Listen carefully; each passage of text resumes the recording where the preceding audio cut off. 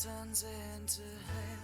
The fire in your heart burns out again. Sprout your wings and fly away for another sunny day. I've got a million of them waiting for you. This time I'ma do it right. Open up my jaw, let the words take flight. I'm turning green, it's a ghastly sight. Why can't I just be ignored? No.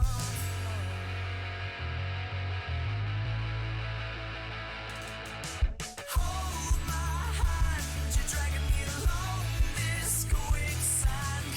Salt water and castles falling down. As the glass fills up with the rain, don't be ashamed. You only get one damn chance with this game. So call my name and I'll be there, ready to stoke that fire again.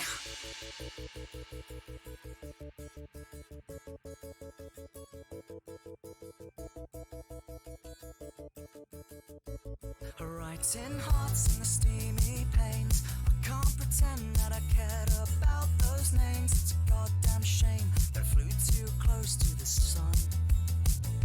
Writing every dumb cliche. Sporty, sporty, naughty, it's okay. 'Cause moving forward, still moving on. Yeah, and this time I'ma do it all wrong. 'Cause I've been waiting for this for far too long. And I don't care if you like my song, I'ma sing it anyway.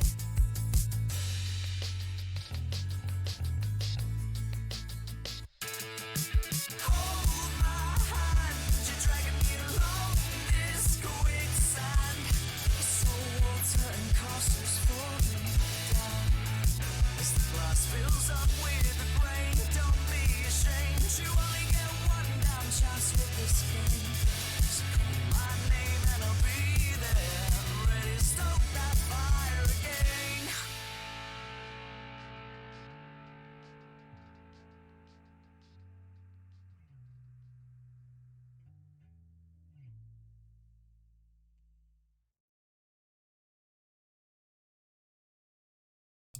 Hello everybody, it's a me Mox, and here we are on a nice Thursday afternoon. We're going to be playing some Monster Road Trip with Snoo and Trinky here. I'm going to invite them in to talk because I fucked up at the beginning here, and now the title is what it is. Let's explain that. Let's get the game running. Oh, it's loud. Okay, let's get the game running. Okay, it's picking it up. And let's go say hello to everybody. Hello, everybody. Well, I was about to step away because I had to go to the bathroom. No worries. So I compromised. On what? I said I changed the title to Date Monsters for Keronzi. Alright, does that work? Is this acceptable? Because I said I was gonna explain how I fucked up this morning, but I was gonna do it with you guys. So at the start over here, I'm talking to Trinky and Sue about how it's gonna be the three of us, because Keronzi decided that he just didn't want to stream today, and that's fine. However, my wording of it was a very poor choice of words, as I insinuated he fucking died. Without realizing it until, like, as the words were leaving my mouth. Like, literally, I held my breath. I was like, oh. Yeah, as the words were leaving my mouth, I had realized I had insinuated Keronzi fucking died. And I was like, no, wait. I meant that I didn't mean that he passed, like he passed on streaming. No, wait, my words. And then I got bullied into making the stream title about dedicated to a dead man who's not dead. Not dead. Not dead. He is not dead. Monster Prom. Let's see here. New game. We got only the three of us. Yeah. So we gotta decide a difficulty. Okay. we can decide Friend Hugger, where the game is very friendly and forgiving. And nobody loses, but nobody can win. Road Tripper, which is co-op survival, where there is a defined winner and loser at the end. And then Prank Master, which is all about fucking each other over. Probably Road Tripper is safe for now. Yeah, probably Road Tripper is safest for now because, like, if we lose, if we have our stats reach a certain point low. So instead of having that happen, let's just do this. We're gonna go with normal. Let's see here. It's Snoo here. Snoo, did you return? Did you dip out? I think Snoo's left. We've been abandoned by Snoo. We've been abandoned. Now Snoo is dead. Let me go and confirm. Snoo, are you dead? Snoo!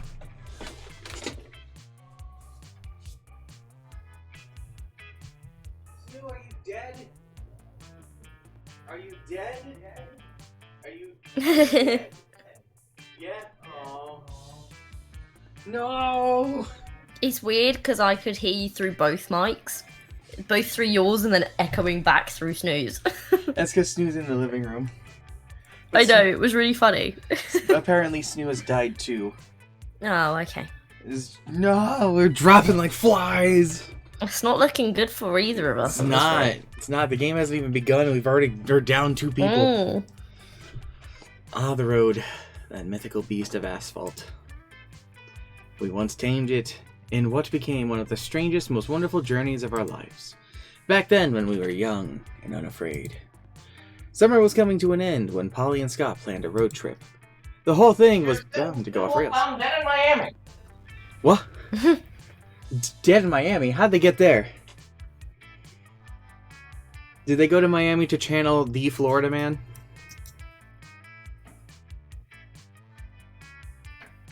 I'm talking about Florida a lot lately. I don't know why. Nobody should acknowledge Florida. It's not real. It is a cursed, godless country.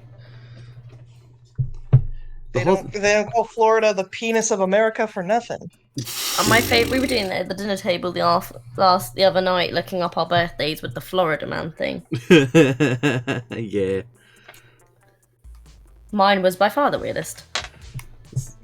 I'm gonna pull up mine. Snoo, pull up yours. I can't remember what mine was. Mm-hmm. I have to Google it. Everybody pull up your Florida Man story.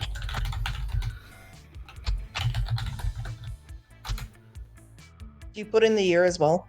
Florida man shoveling spaghetti in mouth arrested at Olive Garden. Oh. You're never gonna believe this, but... Florida man gets out of jail, back in 15 minutes later. Florida man arrested for pleasuring himself with an ice pack.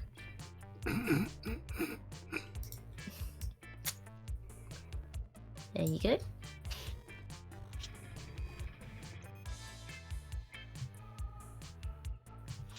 And what are your Florida mans? Let's see here. I don't like mine. I'm so excited to hear it. Mine's Mine's not funny. Mine's not funny either. Oh no.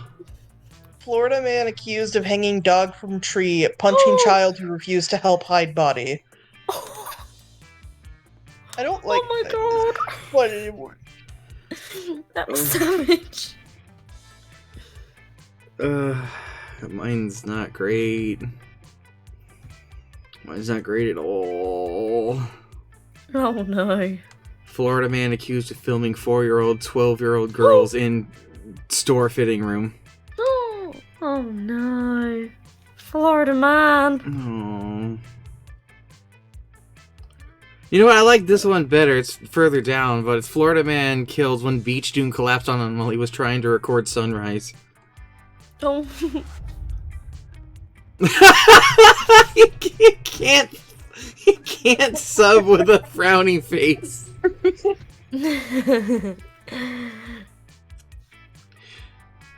Baby alligator syringes of meth and guns allegedly found Encountering Collier County traffic stop.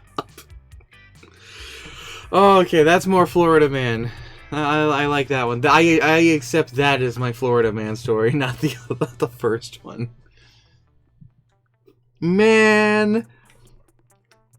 Joke dead. Right. We were playing a game, weren't we? Yeah, we were. Right. Scott Howell, 21, a werewolf athlete who compensated for his rather small brain with his stupidly huge heart. And Polly Geist, a party ghost with an insatiable hunger for all the wrong things. Each of them were, by themselves, an agent of chaos. But together they were the perfect combo for hijinks to ensue. Who in their right mind would have agreed to join them on such a road trip? Let's see. So we got these new people here. Alright, we have Juan, the magic Latino cat. We have someone called the Glitch. We got Zoe, who is both playable and dateable in this game. Interesting. And then you have Hazel. Mm. Don't hate Hazel.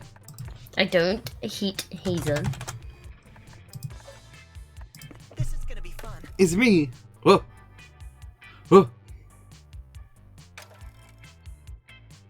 Who is in control? I can't even see the game. You can't even see the game. I thought you got... Yeah, you have an invite. You should be here. You're in, it says. Oh, you never accepted the invite. No. It's because you're offline. I'm not offline. Meh. Meh. I found it. Look at that. Wow, it's as if by magic. Snoo, can you control things? Do Do you need a mouse? like it. Do you need a mouse? Because you should. I've given you permission. You have mouse and keyboard controls. Both of you do. I got it. Okay. Oh, please do.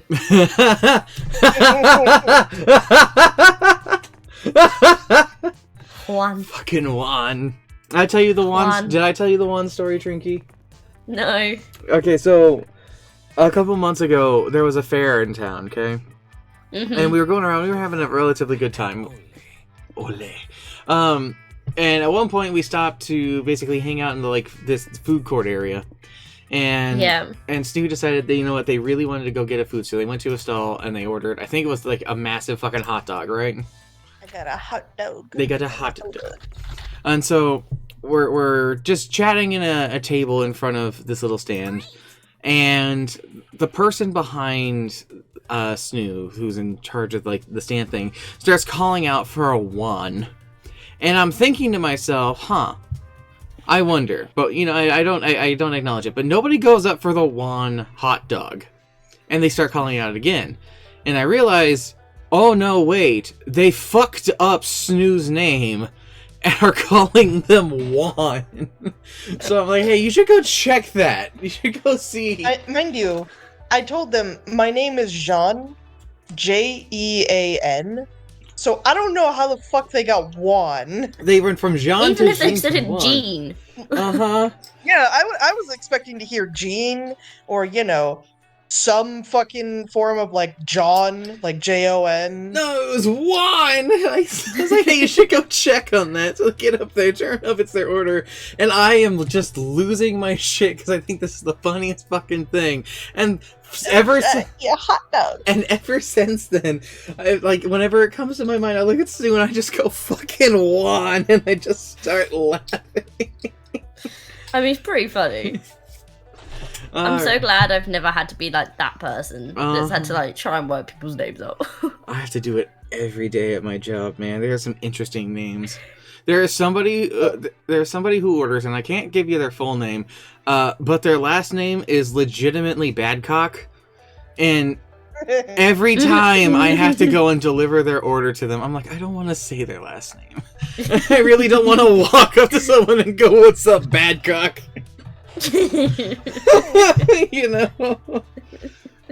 It's too good. Fucking at my job, we ask people for like a name for the order. It doesn't matter what name you give us, so long as it's like not a swear word. We don't care what it is. It's just so you know to come get your food when it's ready. And sometimes people will have like very foreign names compared to like normal American names. And the people making the food will come up to the person on front counter and goes, "How do I say this?" Yeah, I can imagine. Yeah. Oh, I've had so many kids at school, like, reading the register for the first time. Like, I had one girl, and her name was Mine. Minnie. So I just read it off as mine. Minnie? Minnie. Minnie, okay. Like Minnie Mouse. But it's spelt like Mine, and I was like, what? What are the vibes we're feeling?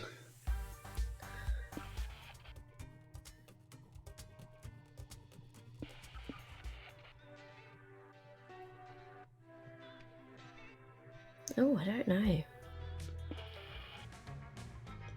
Thing is, we can always choose one, and then we can actually change it to something else in the menu whenever we want. What's Tropical Rave? Apparently, we decided lo-fi. I like lo-fi. Lo-fi is good. I like the lo-fi.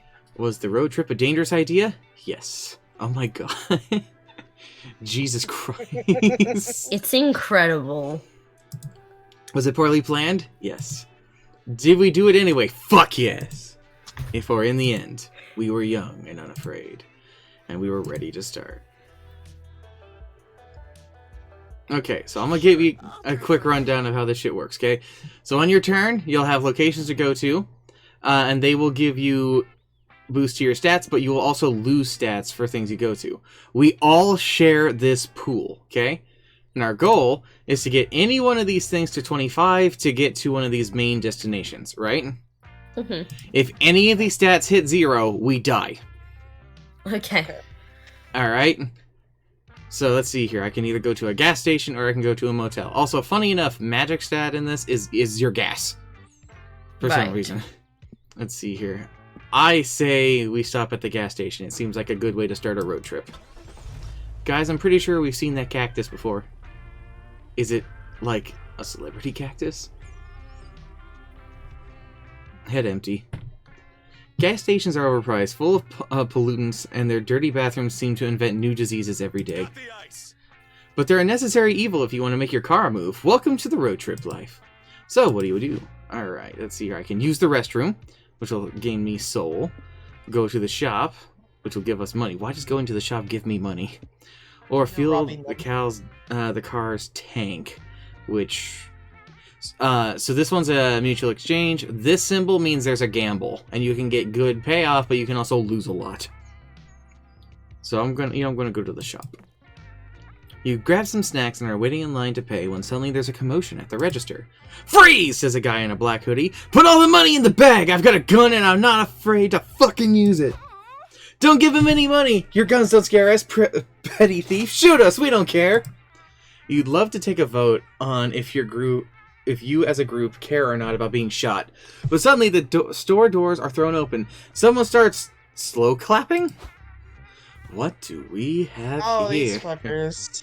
Evil at work in this humble gas station. What a glorious day for the dark side this is. What badass arousing forms of torture are you gonna do to that puny cashier? Whoa! Whoa! Whoa, slow down, dude. The day just started, my guy. Like you're This road already trip's off to a shit. flying start. I just walked in and the place is already getting robbed. Erotic chess competitive pube wax. What t-shirt contest to the death? Whoa. I think I'm gonna have to go erotic chess. God. I was gonna steal all his money, the robber says. Money? You dare engage in the noble pursuits of evil for something as petty as cash? I shun your money. Dimitri dramatically throws the bag of money on the floor. Dollar bills go flying. Nice, you yanked huge money out of the air. Dimitri, bro, relax. Every villain's gotta start somewhere. Think of it as his first evil squat thrust of a million evil squat thrusts. His poses. His poses. He just needs some guidance from a superior villain, like only rob the sperm bank after midnight with the hot night cards on, dude.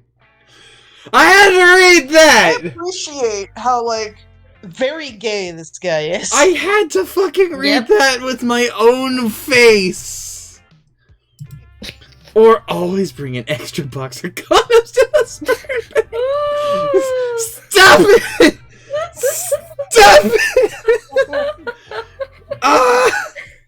The pose that goes along.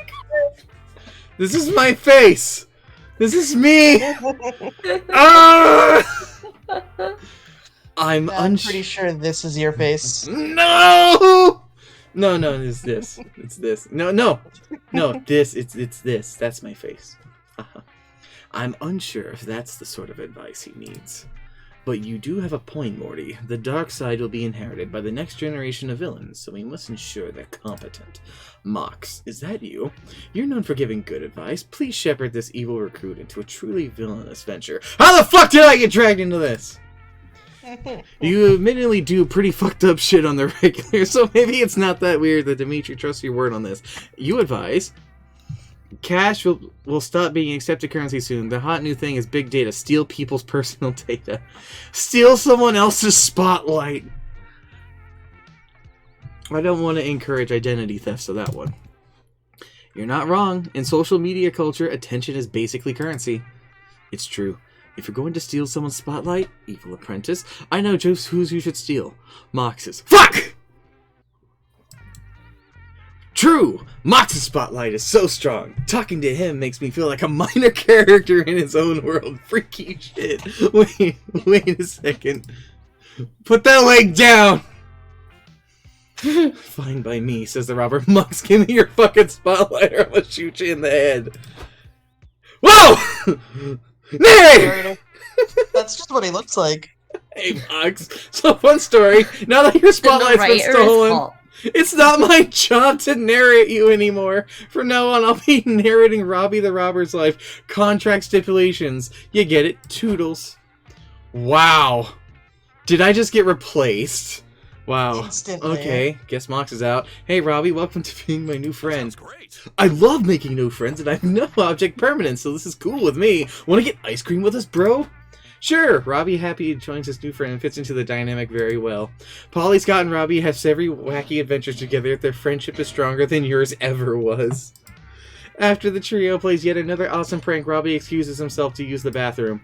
You did it, buddy, he says to himself. You're not a social outcast anymore. Maybe you can end your life of crime, start anew. Suddenly, the door slams open. It's Mox, that one barely relevant NPC, here to ambush our beloved Robbie. No, please, don't steal my spotlight, Robbie begs him. I'm finally happy. I'll turn over a new leaf. I'll do anything. No dice.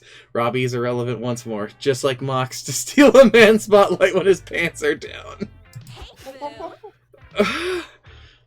Oh, hey, Mox, where have you been? I'm loving the protagonist energy you're rocking right now.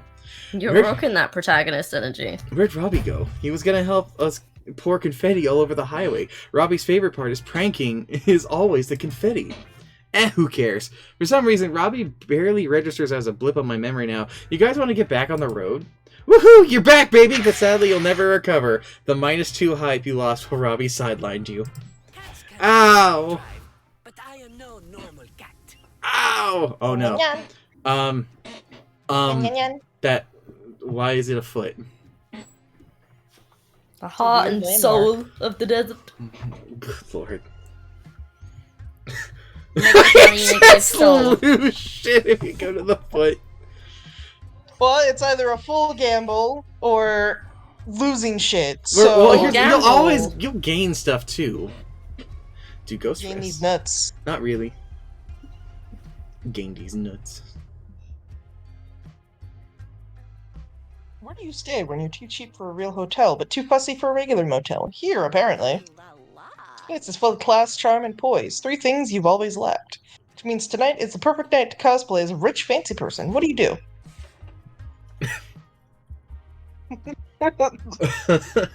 Front desk person.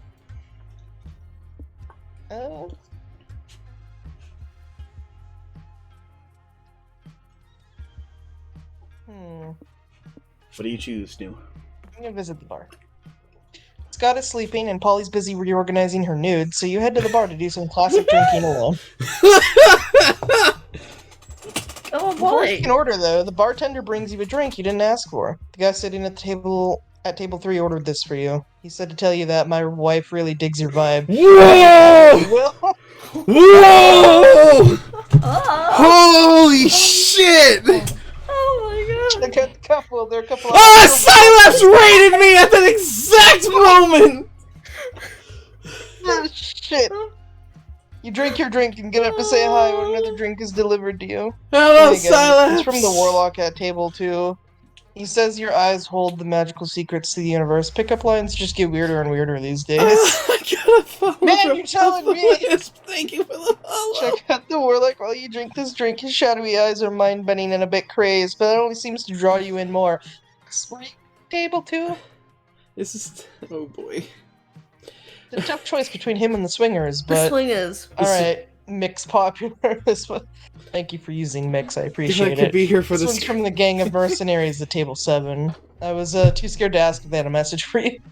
Oh, you got the message alright. Those mercenaries are armed to the teeth. Lots of scars and rippling muscles. Mark you down as scared and horny. No, you just mark me down as scared. Happily try your luck with everyone if you could. The spirit is willing, but alas, the flesh is weak and kind of tipsy after 3 drinks. You decide to sit with... The swingers! The swingers! Swingers! The swingers! What about the Warlock? The swingers! Do what you want What about to the do. Warlock? Do what you want. Welcome to my table, Enlightened One, says the Warlock. Your choice of joining me on this dreaded night is a fated one. I'm on an important quest to unlock the forbidden depths of magic that lay dormant in places beyond where any sane mind dare reach. But alas, it'd be foolish and prideful of me to attempt such a legendary quest by myself. Not to maximize the chance of success, the idea ritual requires at least 2 bodies, joining forces to embrace their spirits in a powerful, sexy union. You'll join me. We will stare at each other for hours as we sink into each other's souls, swimming to the bottom of our very selves. Mox and I do this every night. What do you mean? No winking? Shut up. No winking, but use of tongue is allowed. It sort of sounds like a lot of kinky warlock tantrics that make you agree to the ritual. Yes. You Oh, spend the that night explains performing it. this arcane ritual. In doing so, you reach the mentioned forbidden depths, gaining you +2 magic. You're gonna lose 2 mind, I bet. Yeah. But you lose 2 mind from staring at the warlock's wild eyes without winking for hours. Your poor brain. It was kinky warlock tantrics. Alright, okay, so to explain why we were screaming, I don't know if any of us were prepared for a dialogue of my wife thinks you're hot. I don't think any of us were ready for that, Silapse. That place sure was fancy. The bathrooms even had free candy. No. Scott! No! He was dope. The sun is shining, the birds are singing, and the ants are eagerly anticipating eating your scraps. What a perfect day for a picnic. You've got your picnic basket and your checkered blanket. All that remains is deciding what to do now that you're here. Aw, have a nice picnic. Crash other picnics. Play fetch. We're gonna crash all the picnics. You're gonna steal someone else's food. Why make your own picnic when you can just crash someone else's? After vetoing an awkward company picnic and a family-exclusive eating cottage cheese, you and your friends find the perfect picnic to sneak into. Guys, that picnic looks poppin'. There's got to be at least 50 people over there. They've even got a DJ. How are we gonna get in, though? That bouncer seems strict. He's not even letting that bear through. Oh no! Rawr. Yeah, Keronzi's just in the title. He's not here, unfortunately. It's just the 3 of us. Ain't on the list, pal, says the bouncer. Get your furry ass out of here before I kick you out. Wait, is that Liam waiting in line to get in? Liam, hey Liam, it's Scott, your friend. Hey, hi. Oh, great. Even you guys know about this place now. Please tell me this picnic hasn't become mainstream. Hi Liam, just curious, would you be down to let us exploit your friendship and use you to get into that picnic over there? She's upfront No about way. it. This is the DJ Honey Dijon's Picnicking Extravaganza 20XX we're talking about. It's the hottest local for trendy picnicking aficionados or anyone that's just enjoys snorting cocaine off a checkered blanket. Wow, so you get invited to one exclusive picnic DJ'd by a mustard bottle and you think you're too cool to hang out with us? I thought we were friends. We are friends, I swear. I'm not trying to be a dick. The truth is, I'm barely cool enough to be here. I'll have my hands full just talking the bouncer into letting me inside. I don't have a way to get you in too. Well, Liam's a bust, but you won't be deterred. Here's how you're going to crash this picnic. Take your chances with the guest list by claiming your name's the most statistically common name, John Doe. Giacomo Calzone. Yep, and password 1234. Squash it all together inside a trench coat and pretend you are one very big celebrity.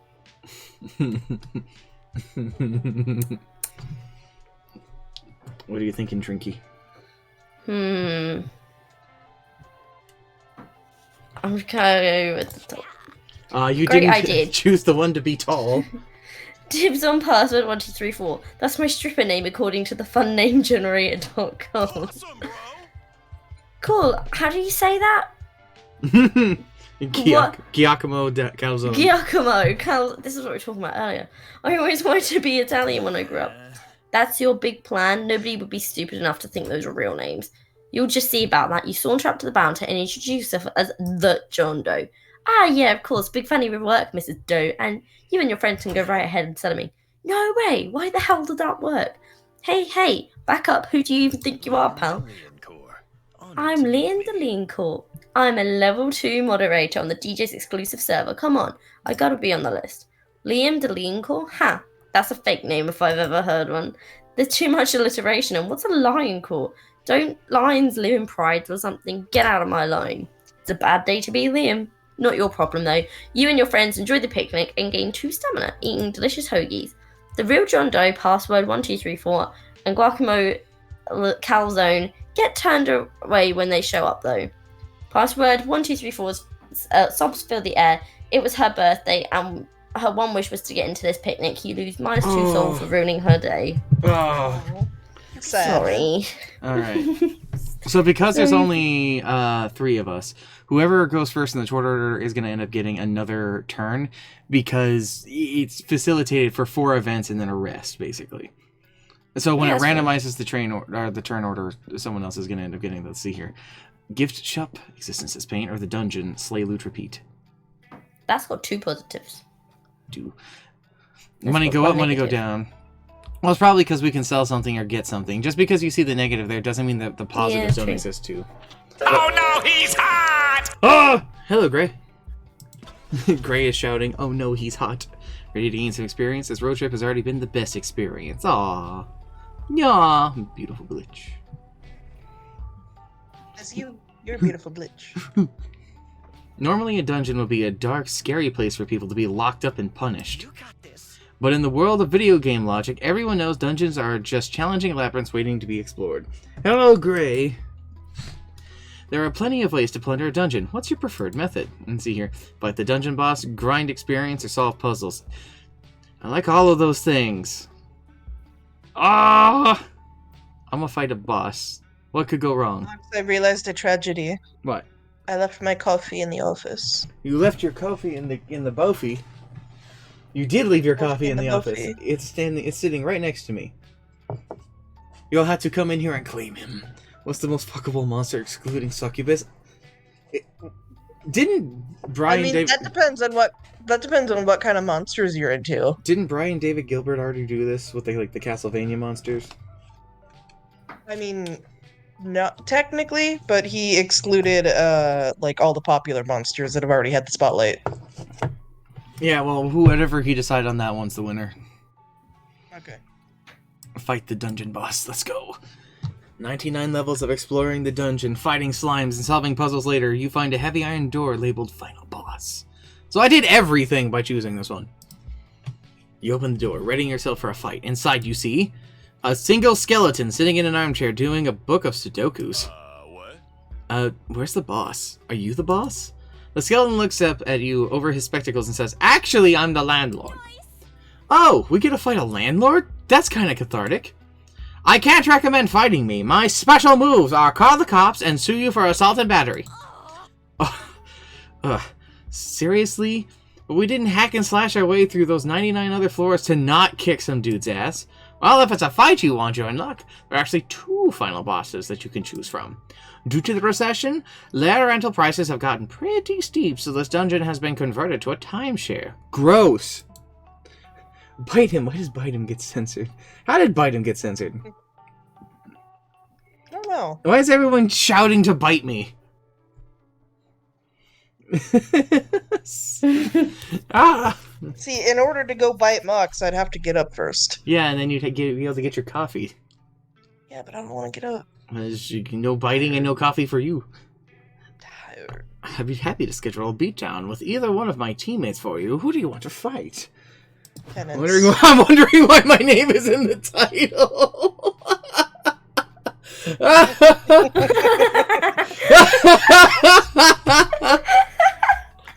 Sorry, Keronzi. Keronzi, I'm sorry. You died. We're doing this Yeah, in basically. You're doing this in your memory.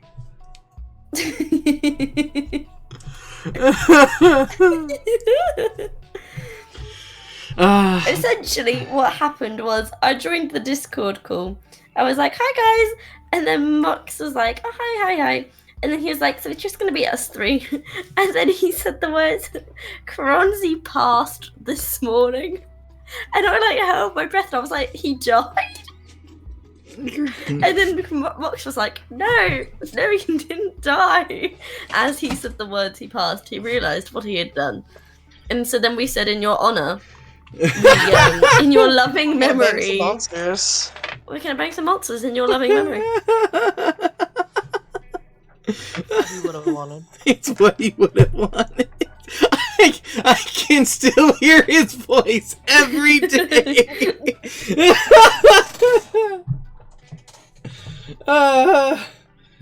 I'm gonna choose the cool edgy boss because his level 69 Lamau, haha. Also because I don't think I can actually defeat a middle manager. Dominifel arrives with a swell of black metal music and oiled leather smell. Cower, filthy sinners!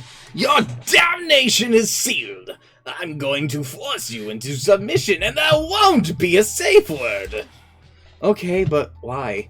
What's your motivation for being such an edgy antagonist? I was once a servant of heaven, as devout as the rest, until I became seduced by the power of the 666 Chaos Keys. My mother, an archdemon Blethal, created the keys using drops of my fetal blood when I was raised in a holy laboratory to become the perfect weapon. Wait, if your mom was a demon, shouldn't you be a demon too? Or at least half a demon? Actually, if you were raised in a lab, how do you have a mom at all?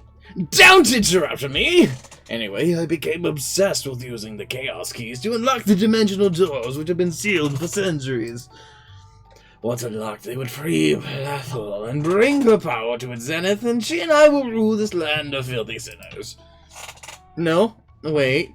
How can your mom be locked behind 666 separate doors, and how'd she access the lab to make you at all if she's in prison? Shut up! You sound like the angels in heaven right before they threw me out for expositing on my confusing backstory 24/7. I don't get it. I have a question. Why do you wear so many belts, bro? They're not holding up pants or anything, so aren't they kind of pointless? Scott, don't ask that. Scott, no.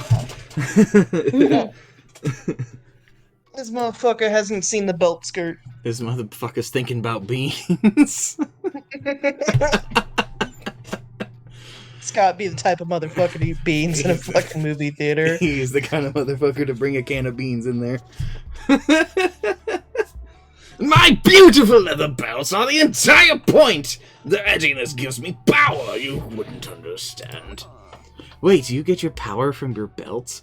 What happens if we cut them off? You grab a pair of scissors and find out it means that Danifel loses all their powers and dies. Sweet. Apparently their life force is trapped inside of their belts. All I hear from this fella is something witty entertainment. Do you have a permit for these beans? You think Scott is capable of getting permits for anything ever? Well, how did he get the beans in the first place? That was the real fucking feat of intelligence for him, was getting the beans. He got the beans. That's as far as he got. He's just eating the can. Just gnawing on the fucking It just, can. oh. Poor Scott. You have lost 2 mind trying to understand the clusterfuck type of backstory, but getting too high admiring Jennifer's badass aesthetic. I got my height back! Our mind is stiffing. It's always mind that kills us. Every fucking time. So easy to lose our mind. Okay, part 2. So, now we choose different places to do stuff. If you go to the bus stop, you can get a hitchhiker, as well as hang out with any hitchhikers we have. If you go to the info board, you can actually decide which location will appear on your turn, so you can guarantee you're going to a certain spot. You can hang out with Scott and Polly to activate their effect, which increases the amount everyone gains and loses by 1. You can go over here to actually trade 1 stat to boost another stat. And then you can go here to do something. I don't remember what the car does. I really do not remember what the car do. You can huff exhaust fumes. Yes. Wouldn't surprise me in this game. I'm gonna go get a hitchhiker. I need my 14 hours of sleep. God, that is Snoo. Dude, for real. It's just like me, for real, for real. Oh, he is the bean. Step 1, get beans. Step 2, mystery. Step 3, beans. Alright. Trinky, where you want to go? I'm gonna go to the car. Alright, go to the car. Go hang out in the car alone. Later that night. Starting with Trinky. Alright, okay, that's what it is. So a cautious planner will decrease our maximum stat, or our highest stat by 1, but increase our minimum, or our lowest stat by 1. Risky traveler will decrease our lowest stat by 1, but increase our highest stat by 1. There we go. Alright. Where you want to go, Snoo? Wait, that took it off of the soul. Mind. I thought I was trying to add to mind. That's what it did. It added to mind and took away from money. Oh, I thought we had already... Oh, never mind, I'm being stupid. Our mind was what was hurting the most. Yeah, I thought our mind was 8 for some reason. Nope. You want to go to the caves? You want to go to border of a 1-person country or the world's biggest potato? Potato! Alright, and let's see. Zoe! This isn't even a fucking question. Oh no! Sylaps! You're not here! And Zoe shows up immediately. Fuck Damien. Damien got to do one. Oh my god, he's gonna be livid. He's gonna be fucking livid. You don't understand how many... I'm depressed. You don't understand. He went through like 5 weeks trying to get Zoe, and she shows up on the first one for me.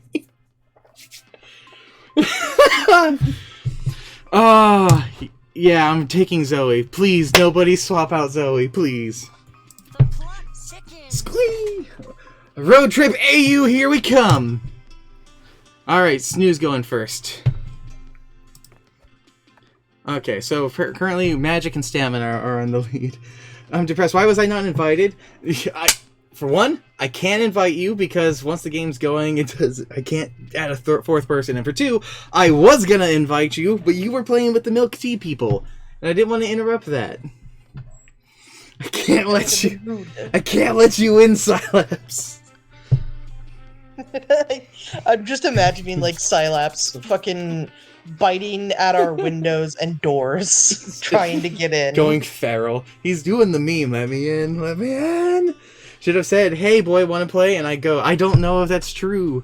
But you were doing stuff. I didn't want to go over there and be like, hey, can I VC? You could probably VC. Just come in there and be like, hey Sylaps, we're gonna fucking take you away from this other conversation you're already in the middle of. He could probably VC. I don't think there's a problem with him jumping in the voice chat. Yeah, that's fine. Yeah, I don't know if he's got the permissions to do it. Oh, there, he doesn't, but he's over here. I could move him here. Yeah. Hello. Hello. Ah! Hi, friends. How mad are you?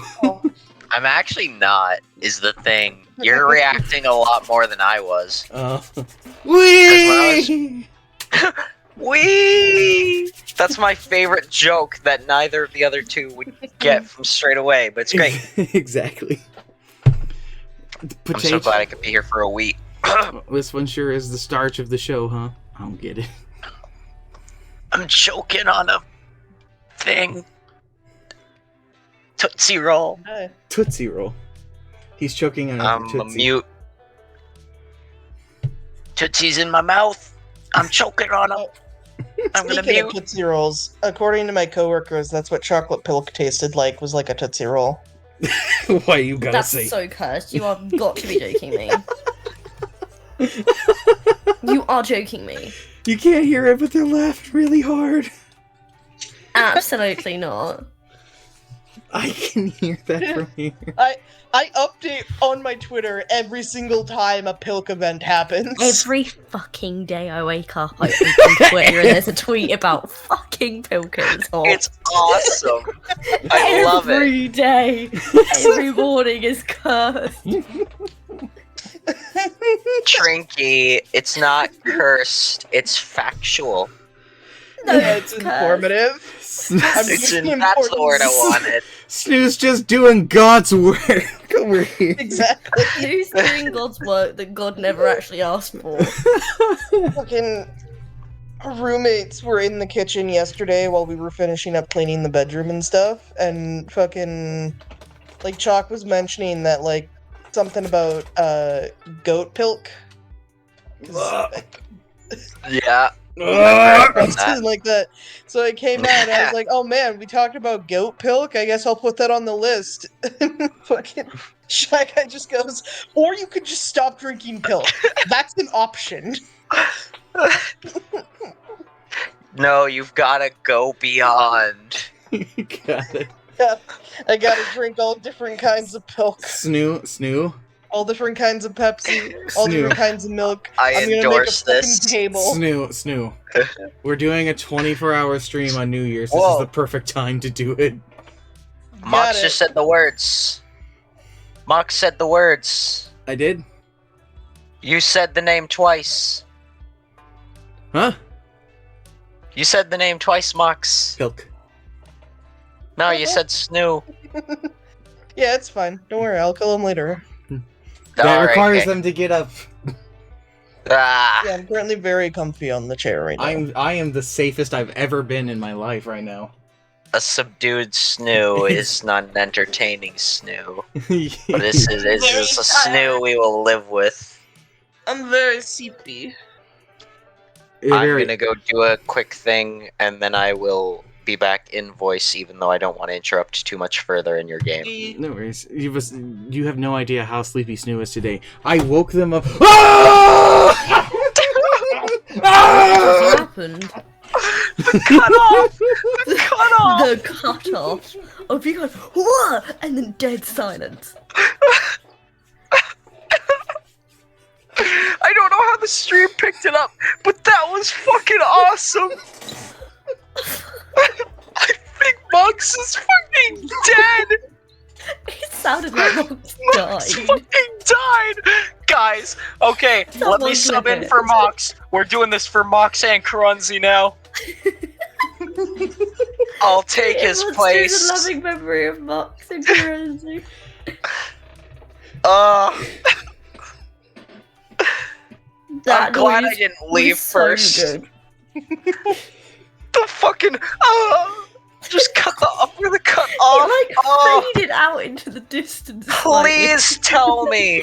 Please tell me that actually please tell me that cut the same way on stream as it did on It Discord. was like the noise someone makes when they fall backwards off their chair.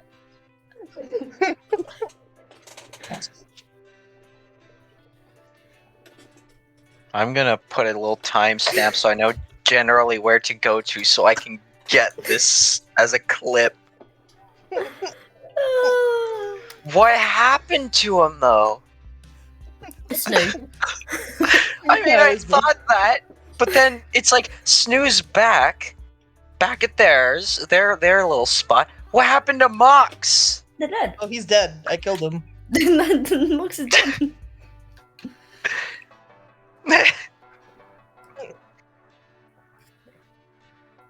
It's okay. Fuck. Well, great.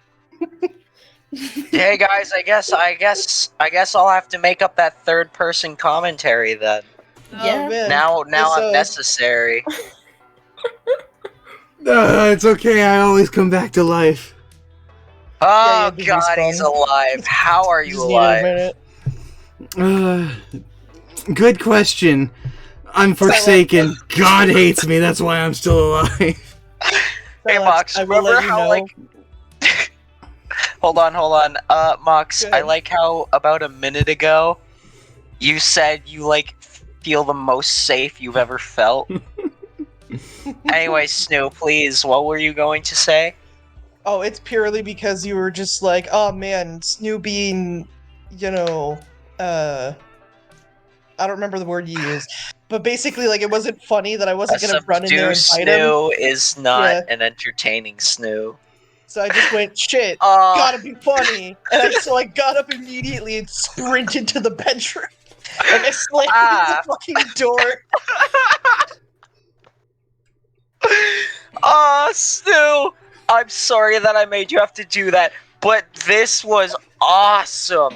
Mox, the reason this happened was because of me. Thanks for letting me join. Oh, that's great. Woo! Oh my god. Highlight. Don't even make it a clip. To Make be it a honest, this fucking needs highlight. to be an animation. Make it a highlight first. We need to have the full thing. Of Mox getting mauled. Yes. Just me. Please. I don't know if the mic like picked up at all of like me sprinting down the fucking hallway, running No, into the it bedroom didn't. door, and then running into the fucking office door. Okay, guys, from our perspective, it was just like, you know, normal, just talking. And then Mox just goes, ah, and then it fades. Like, it goes from high to low really quick and cuts out.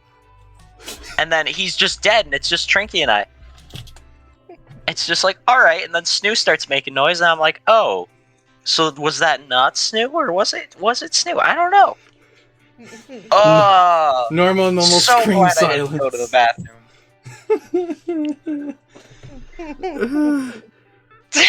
Enjoy your potato. Hey guys, that's what forgiveness sounds like. Screaming and then silence. God. That's what World's life biggest is like. potato. Yeah. You scream Alright. and then you die. That's life. That's how they ended llamas with hats. They There had goes my new Carl kill pilk himself. idea.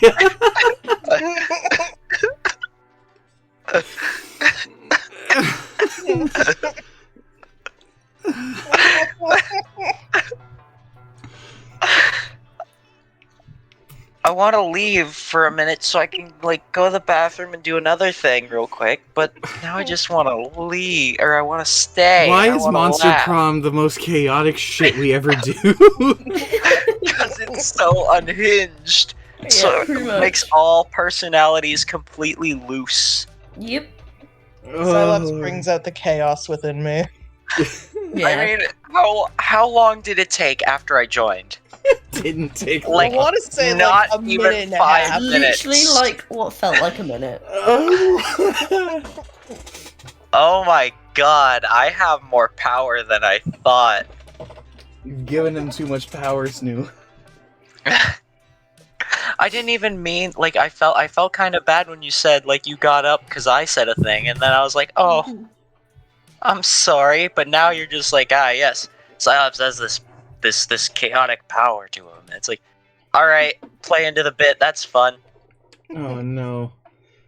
Oh no, Silex, that's just how I work, is someone My you could entire- genuinely tell me, like, do this thing, you won't, no balls, and I'll be like, okay, bet. Like, you could tell me, jump in front of this car, you won't do it, no balls, and I'll fucking do it. It's funny. It's Jesus. true, I've seen him do it before. I've done it to him.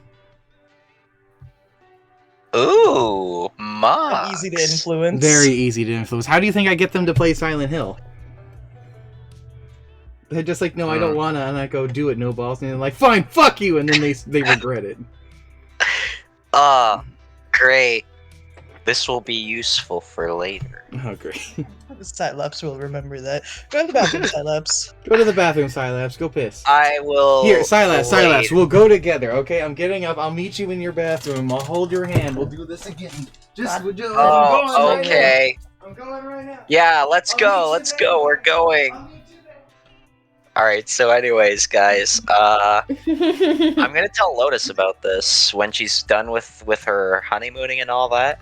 I'm gonna let her Okay. know this power, Okay. and just as a heads up, because I know she already tells you whenever you appear on stream, Snoo, to bite Mox. But I mean, if she heard this I'll do news, it. she would just be fucking livid. Anyways, I guess I'll have to go to the bathroom with Mox, but I'm gonna stay here and insult him until he gets back. That Mox guy screams like a person who's getting attacked. Like a nerd. Boy, he sure does. Wow, he does. Man, I heard when he was like, ah, and then he cut out, and I was just like, ha. Ha, weird guy gets screaming, and then potentially passing away, just like his friend did before the stream. Oh man, imagine dying within the same like 24 hours as your friend. That'd me. suck. Couldn't be me. Oh shit, Mox is back. Play dead. I'm in the bath. It's funny. There you He's go. just standing in the corner. I'm still there. He's just standing in the corner. Oh, he just peeked. No. If I don't see him, he's not real. It's like the I'm Blair all Witch. in your head, Mox. Ah! I'm in your head. Ah! Get out of there! It's filthy in there. You don't know what kind of disease you'll I get. can lick it clean, Mox. No, don't. Your brain will be all nice and shiny and smooth. You can't no smooth my. wrinkles. You can't smooth my I'll brain. use an iron. You can't. No iron is powerful enough to smooth my brain. I'll chisel my brain faster than you can iron it. Trinky, we're having a moment.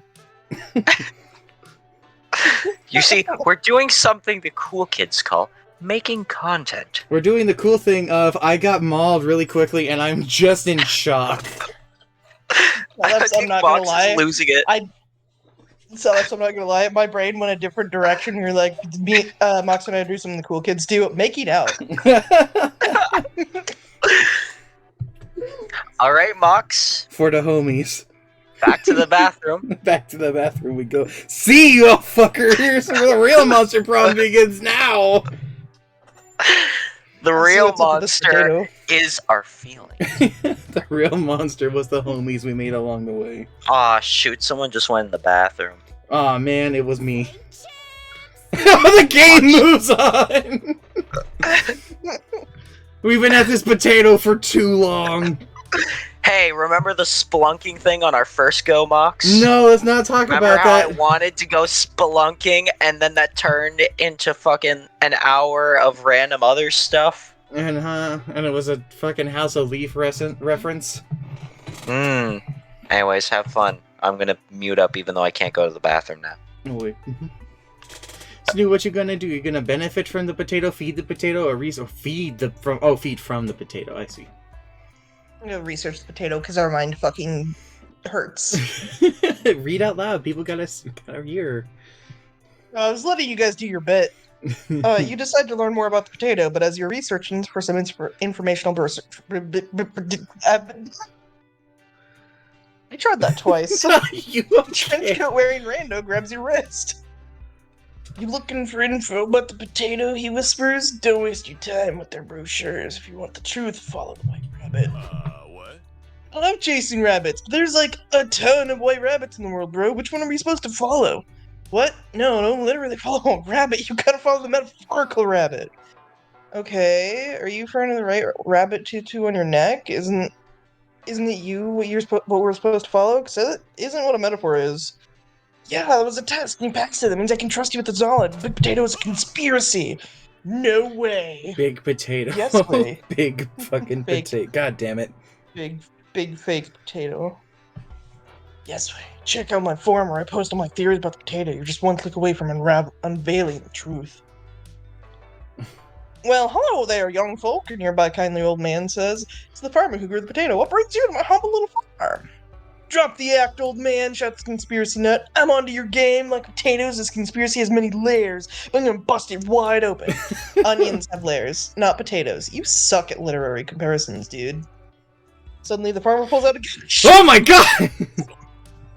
chest, and he puts the gun at you. Sorry, kids, but I killed the potato conspiracy. Get out. He says it's a shame, but I gotta kill you. We check that weirdest blog. We know nothing about potato other than it's big, so are we good? Oh, oops, but you all said me murdered that guy, and that's a loose thread. I can't leave you all alive. No, you promised your mom you wouldn't die. Hey, talk to that apartment out of killing you. Convince him that you won't tell anybody what happened.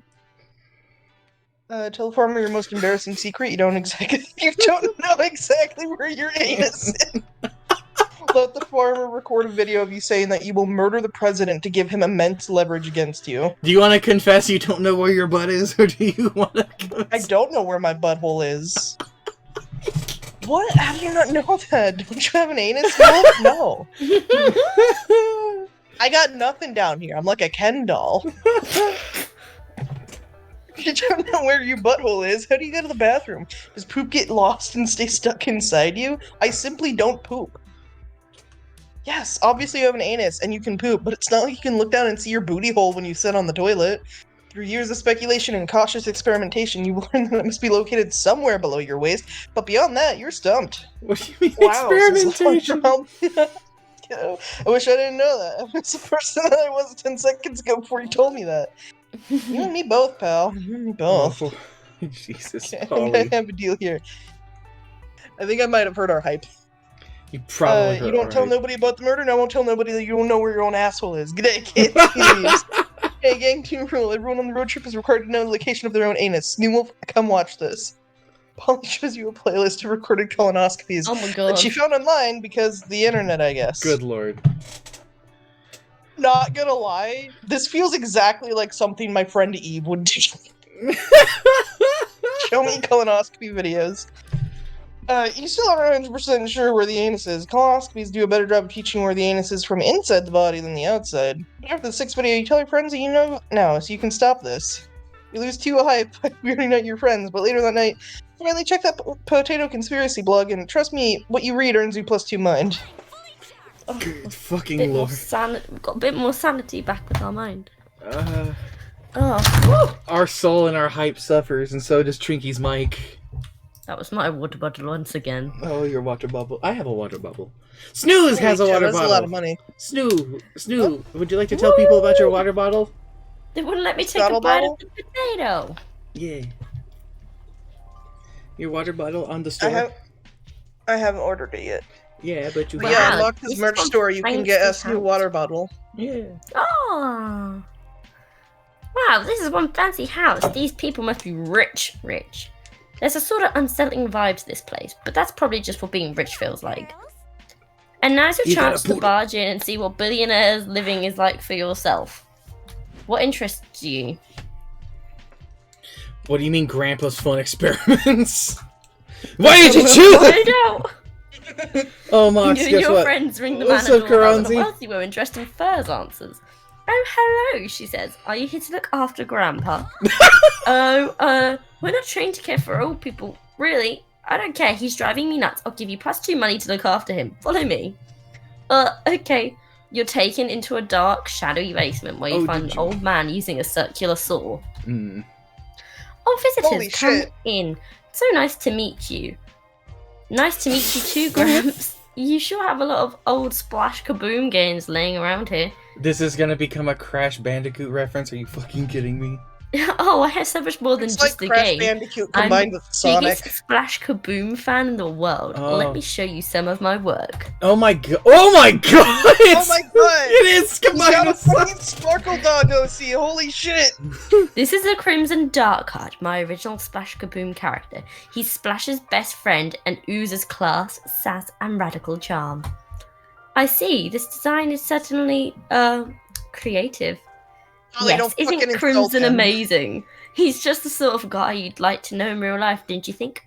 Maybe Yeah. someday. I did get an update on the And plushies Dick just now. Crimson's Oh my loyal God. steed, Excelsior the Ghost Wolf. All the best OCs have minor OCs attached to them to build lore. Has he got an ass That on is his head? correct. Yes? Those are goggles. What do you mean? No, like on No, his this is why cheeks. he was attached to Oh. them. His cheeks. Yeah. They're butts. They're Yeah, butt you see the cheeks. ghost His head? cheeks are butt cheeks. Ah! This is You a see the really ghost weird head? horse. Going out his ass, yeah. Oh god, yeah, the head's coming out of the... The anus, which Snoo now knows all about. And the other head's coming out the other I mean, I anus. still don't have They're one, but you know. anusing each other. They're anusing each other. Heyo. They're Silent. anusing each other, Xylaps. They are. Sileps, I don't have a butthole. You know, your kids Oh. are remarkably similar to Excelsior, almost as if you were two halves of his whole body. As if God put you in my lab so that I may stitch you together and make my incredible steed a reality. No! No! No! We are not doing the human centipede! No! They do look like them! No! She's the ghost and he's the wolf! Oh no, it does! Oh no! Oh my god. Pump the brake, Grant. Loving your OCs is one thing, but doing amateur surgery to bring your OCs to life is a step too far. Shh, don't worry, it'll all be over soon. Stay here, I'm going to get my forceps. I came back at a Portrait in the really corner good is fucking time. terrifying. Holly, is it just me or is this starting to get weird? No shit, it's getting weird. Grandpa wants to stitch us together in a cursed OC chimera. Come I here. love you guys, but I'm not spending the rest of my unlife sewn to Scott's butt. We need to escape, but we'll need a distraction. Tell Grandpa to explain in great detail the good old days for Splash's early seasons. Do your best to teach him how to use the internet. That's where Splash lives. Oh, I got it. That should work. Hey, Grandpa, do you want to meet Splash for real? Are you kidding? That would be my dream. Do you know where he is? He lives in the magical digital world we call the internet. Have you heard of it? Oh, that place where young folks go to internet new genders. That's all a bit beyond invent new genders. That's all a bit beyond me. Not anymore. Trinky here is terminally online. She'll show you the ropes. Trinky, help Gramps get set up on AO4 account. Oh my god. So pass the most frustrating 20 minutes of your life as you try to explain to Grandpa how to open his browser window. You want me to open the window? It's so Splash can enter through the window? No, I mean the window on his computer. You just need to click on the browser icon. Click? What is click? Splash doesn't make clicking sound. His voice is radical and devil may care. Okay, that's enough distractions. One more second of this and I'm gonna lose my mind. Scott now. Scott hit Grandpa across the head with a chair, knocking him unconscious. You all run for the exit. Wait, bros. This isn't the way out. This is a dungeon or something. Oh, From the God. shadowy corner of the dungeon, Oh, a bleeding, shambled, stitched together creature trudges towards you. Oh no! What the Kentucky Fried fuck is that? You guys gotta go. Fast. God damn it! The exit's up the stairs. Hurry before you end up like me. Never have you fled a room so fast. Time to repress this whole traumatic experience for your own sanity. Yay! Road trip. We didn't gain anything from that, did we? Money. Money. Oh my fucking god. Oh shit, it's my turn. Why is it my turn?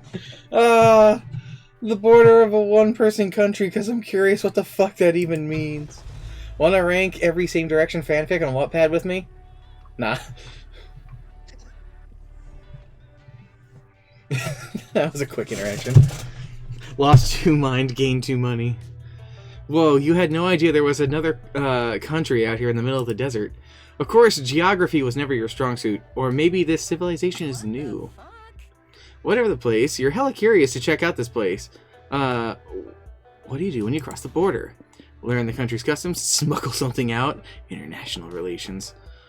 Because that's soul, and that's mind, and those 2 things are bad for us, but this is a mystery. I have to take the mystery because the other 2 things is bad for us because those are our lowest things. A mystery box. I'll take the mystery box. Maybe there's a boat. This country is a little more than a cottage in a small field. You knock on the door. It could be a boat, Keronzi, right? Hi there, foreigners! Welcome to my country, Noodles Europe. Oh no. Oh no. Hello, Noodles. You may not like it, but this is what peak European looks like. It's true. All Europeans look like that. We do. Noodles Europe? Isn't there already a continent called Europe? Yeah, but I like the name. Don't like it? Make your own country. Okay, live your truth. So what are some of the customs of Noodles Europe? One is that it's a common European custom to breathe using your lungs. Wow. Wow. Been doing that for years. Shit. I didn't know that was You're so cultured. It began as a fashion statement in the upper class, but became popular in all social castes when people realized lung breathing was the best way not to die of suffocation. We also eat everything slathered in mayo, except for no mayo Mondays when eating mayo is punishable by death. Every day it's punishable by death. Every day it would be punishable by death. I would die in the first day. I hate mayo. I despise mayonnaise. Mayo is horrific. I also dislike that very greatly. Yes, the three of us can join up against the mayo people. Snoo, you're going down. Snoo, where's That your is so stance mean on to me. mayo? I like mayo. You're going down, Snoo. I don't put it on like everything, but I like it in very specific circumstances, like egg salad and on a chicken sandwich, and that's What it. about adding mayo to your pilk? That's horrendous! So, I have a coworker who very adamantly will never be trying pilk. However, they suggest horrible fucking drinks to me to try instead of pilk, which I tell them, no, I'd rather just shoot myself. Doesn't mayo One of contain which milk? being I think there's I know like it has steak at Taco eggs. Bell, right? So there's steak at Taco Bell, right? I It's don't in know. like this juice. Steak And juice. it's basically like a fucking like an au jus, and they suggested take that au jus and put it in a coffee, and then you have umami coffee. And I told them I don't want to drink umami coffee. No, thank you. Sounds fucking terrible. It sounds horrible. What has mayo brought us to? Umami coffee. That's where mayo led us to. Anyway, Anywho. eating mayo is punishable by death. It sure is. Now die. My- And the favorite cultural pastime is to ride Don Quixote. You mean read Don Quixote? No, ride it. No European has ever read the original work, but we know about it through pop culture. So whenever we have free time, we take to writing the story ourselves. So you just rewrite the events of Don Quixote verbatim? No, rewrite, silly. No one's ever read it, remember? We just write what we think the closest version to Don Quixote we can imagine. In any case, your foreigners are in for a treat. Today is a special day in Europe. What is today's special day in Europe, Trinky? Oh, it's Jellyfish Day. It's jellyfish. Is it really? It's actually Jellyfish Day, yeah. Okay. Oh shit! Nice. Just zoom in on Noodle's face. Yeah, it's actually legitimately Jellyfish Day. Huh. Huh. And it's funny that you said that because someone told me it was Jellyfish Day today. Otherwise, I would not have known what day it was.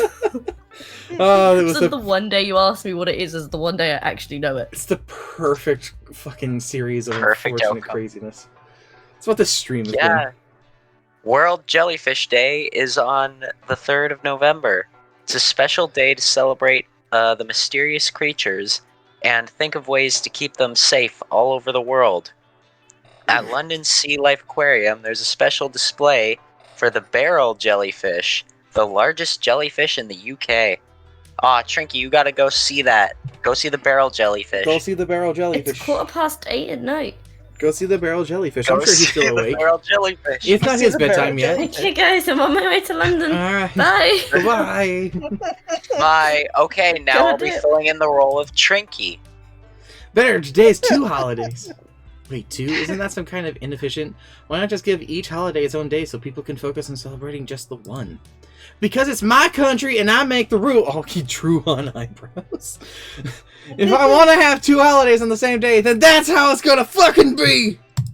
Mox, why don't you pick which holiday we celebrate? The President of Europe commands you to. The what? Thanksgiving, the holiday in which we give thanks to those who we love. Freaky Friday, the Friday in which we swap our bodies with a loved one to live wacky misadventures that ultimately teach us a valuable lesson in empathy. This seems good for the soul. Yes. Awesome! I can't wait to trade bodies with my mom and learn the struggle of being a single mother of 2 trying to make ends meet while moonlighting as a chess coach. Well, that's very specific. Okay, I'll switch bodies with my mom too. I'll learn so many cool things about her, like her name, and where she is, and why she never calls me. Scott, are you okay? No, of course not. It doesn't work like that. You have to already know the person you're switching bodies with. Aww. Hey, Scott, chin up. How about this? We're best buds who love each other lots. Why don't you and I swap bodies instead? Thanks, Polly. Do you really do that for Oh, me, bro? God. Thank you so much. Using 2 magic. Hey, that's fine. We had a lot of magic. Noodle recites the ancient switcheroo incantation, and Polly and Scott's minds get totally swapped. Bro, am I really Polly now? Weird. Should I try talking like Polly? Hey, boo. I'm Polly. I'm gorgeous and funny, and I read big books and do lots of dances with my butt. Watch me go. Fine ass. Nice moves. Damn, I have a fine ass. Okay, I'll try being you now. Ow! Check it out, bros. I'm Scott. I have big muscles and an even bigger heart. Sports, sports, sports. Sports. You sound totally like me. You almost had me fooled that you were Scott. Thanks. Ready to switch back now? Being body swapped is fun, but this heartbeat of yours is really distracting. Noodle reverses the spell, and your friends are back to their old selves again. Great work! But it wouldn't be a true Freaky Friday if you didn't learn a moral lesson along the way. What'd you guys learn? I learned that Polly is very impressive. During her signature dance requires a lot more butt strength than I thought. Ah, thanks! I learned that it's hard being in Scott's shoes because it's so hard to bend down and tie your shoes when you have so many muscles. What did you learn while you were body swapped, Mox? I didn't get body swapped. Oh, I didn't swap Mox with anybody. I figured nobody loved him enough to change bodies with him. Why am I being bullied? Everyone is so mean to me. Everyone Well- is so mean to me. Do you not deserve it? What do you mean? Do I not? What do you mean? Why do I deserve it? Why You do know I what have you to- did. What do you mean? I know what I did. I didn't do shit. I got assaulted and bullied today.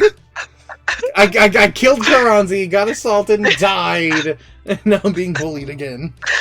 Hey, Mox, remember earlier how you were talking so highly about how things have been going? Uh-huh.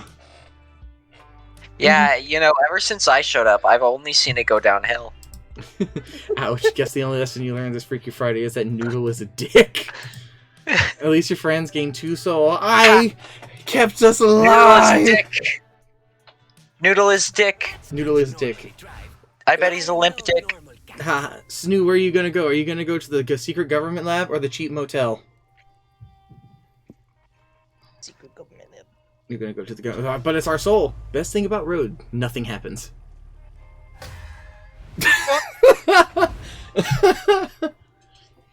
Zoe's been silently scrolling on her phone for the last several miles, but suddenly she gasps. Snowwolf, stop the car! Okay, you pull over in the middle of the desert. Zoe jumps out of the car and starts walking in a random direction. Sorry, I should explain. In 1983, the company Tatari developed a video game based on the movie Galaxy Cat as a Galaxy Stray. I mean, the movie about a cat from outer space who gets lost on Earth and befriends a plucky band of monster kids who help him return home? That's one. I love No. that movie. I bet the game was an awesome Oh tribute god, to my it's beloved childhood film. E.T. It's the E.T. game. That's why she stopped in the desert. Yeah, that's what I was thinking, but I was like, I don't know if it's a reference to an actual thing or if it's just like a knockoff name for the game. No, Fucking Galaxy Cat as a must. Galaxy Stray, the game, was actually total ass. Good to know, but none of that explains why I'm walking aimlessly in the desert and getting sand in my new shoes. Well, internet legend has it the game's reception was so bad, Tatari buried a bunch of cartridges in the desert just to get rid of them. I need a copy of, I'm not gonna try and pronounce that. In a GigXTG. retro... Huh? GigXTG. GSAGS TG, in a retro game in Collector's Wet Dream. The internet doesn't have the exact coordinates, but if the buried cartridges are real, they're somewhere around the spot. Can you guys please help me find them? Sure, I'll help. I mean, I'll make Snoo do all the hard work while I sit back and take most of the credit. Business as usual then, help Zoe find the burial site of the shitty retro games. Teach a dog video game so it becomes very good at sniffing them out. Gamer dog! Gamer dog! Me! Is there Gamer even dog. another option? Water this area of the desert with a potent energy drink, the best fertilizer for video games. Buried games will blossom right out of the ground. Gamer dog. Gamer dog! Gamer dog. Training her to be a professional gamer. It could honestly be my true calling. Zoe adopts a dog off Greg's list. It's got floppy ears, a wagging tail, and hopefully some video game prowess. Thus commences the training montage. Zoe does paw-eye coordination exercises with the dog, shows it Twatch streams, and feeds it lots of Dorados, and he'll do it. None of it works. Shockingly, dogs aren't naturally good at video games, and you lose 2 mind trying to teach it. Dang, guess you can't teach an old dog new tricks, and you can't teach a new dog games either. Wait, what is the dog getting up over there? Holy crap. It dug up Galaxy Cat. It's a Galaxy Stray the game. It must have learned something after all. No! Oh no! Okay, the dog might have learned that much, but at least so got her game. You all boot it up and play a bit. Wow, this game's even worse than I thought. Fuck it, let's give it to the dog. Can I get to chew on one too? Of course, buddy. Here, fetch. At least you met a cute dog and cross that off Zoe's geeky bucket list. Take 2 hype. Oh god, our mind is so Our bad. mind is Our hurting. mind is ruined. I think mind is the Government most common conspiracy game theorist? over most people get. Mm-hmm. Are you a government conspiracy theorist? Well, you're about to be. Oh. Oh, hey, they're poor Chem now. Welcome to the secret government laboratory, where all your favorite politicians order their scientists to play God. There are grisly experiments, mutated creatures, and crimes against monstrosity galore. What catches your interest? Scientific test goes horribly wrong. Soul up. The last thing, the weird forbidden experiments hurts our brain. Got it, I'll do that one. Check out the weirdly cloudy tank with the menacing silhouette.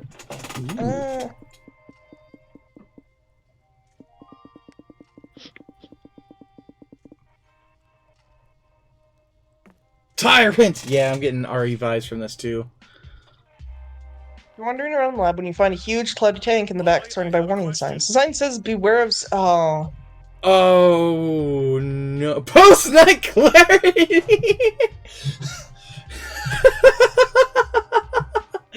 What's a sex amalgamate? Let's read these notes and find out. Sex amalgamate was discovered wandering in the woods, screaming incoherently and setting occasional fires. It excretes pure sexual fate, the chemical that makes all things sexy. Cool. With this lucky find, we'll be able to painfully extract sexual fate from this creature for the rest of its short, miserable life. What could go wrong? What does it say after that? It's mostly ketchup stains on the last pages. Scientists probably eat fries on the job too. So there's a weird sexy creature in this tank? It smells familiar, like lighter fluid, hairspray, and angst. Is that... Oh my god, it's the amalgamation of Damien! Oh my god. Wait, hold the fucking phone. You tell me that these scientists took over a creature that's basically the mutant pinnacle of pure sexiness, and it looks like Damien? This is Trinky's fucking nightmare right here. It's all the versions of Damien that have rejected me in one place. It is. Even the one that stabbed you, he's got the knife ready right there. He has. And he's flipping you off like in the game over. I'm the fan favorite Polly. I've got the bodacious bod and the ass that won't quit. A little abomination. We should free him. He deserves to live a full, sexy life.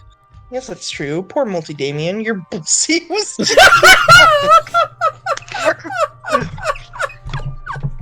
Oh, fucking shit. This game made Snoo say pussy! Yay! Yay! Bussy. Pussy. How should we get him out? Use the art of disguise with enough fake mustaches, no one will be able to tell that this is Multi-Damien. Use the art of deception, convince the guards you're just taking Multi-Damien out for his court-mandated afternoon constitutional. Matt Damon.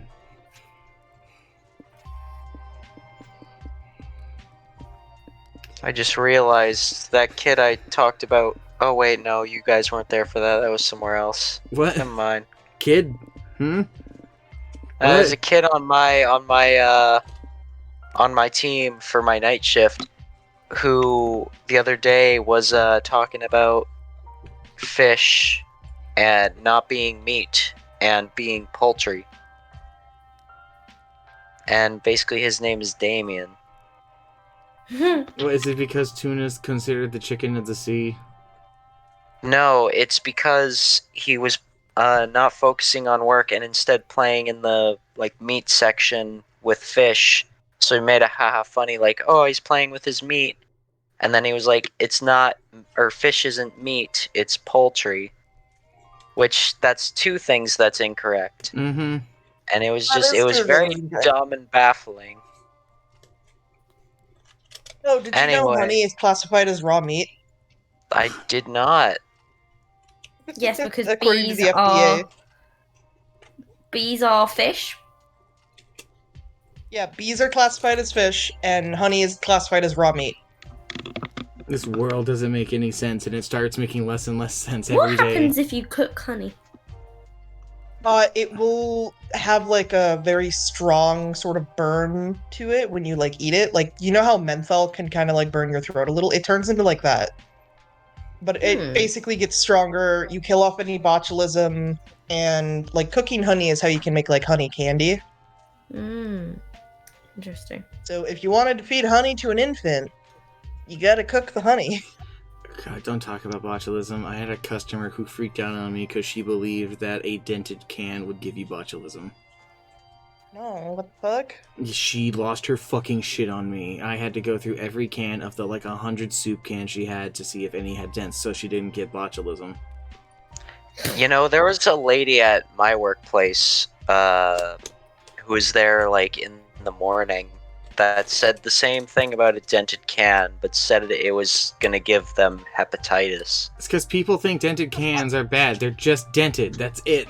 As long as the can is not open, it doesn't fucking matter. Don't pierce. It's diseased. If it's not pierced and it's not open, it's fine.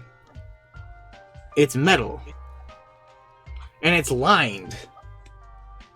Okay. But it's got a Here's dent. my proposition for any job that works in customer service. Every single employee, once a year, they get one to any customer. Just any of them. Oh yeah, I've heard of that. Yeah, they get one once a year. Every year. So you, Refreshes on the new year. your new year, you would assault someone immediately. Yeah, I would. You They wouldn't would even last deserve a. it. You wouldn't even last a. Oh god damn it! God damn it! We've been sitting here so long. I've been staring at this terrible amalgamation of Damien, and one of them's wearing a fucking legging. You didn't notice that? That's the No, first thing I I saw. hadn't noticed I that did it. either. And now I see it. Guys, come on. I'm not even playing the game and I noticed. Yeah, I don't tend to stare at thighs.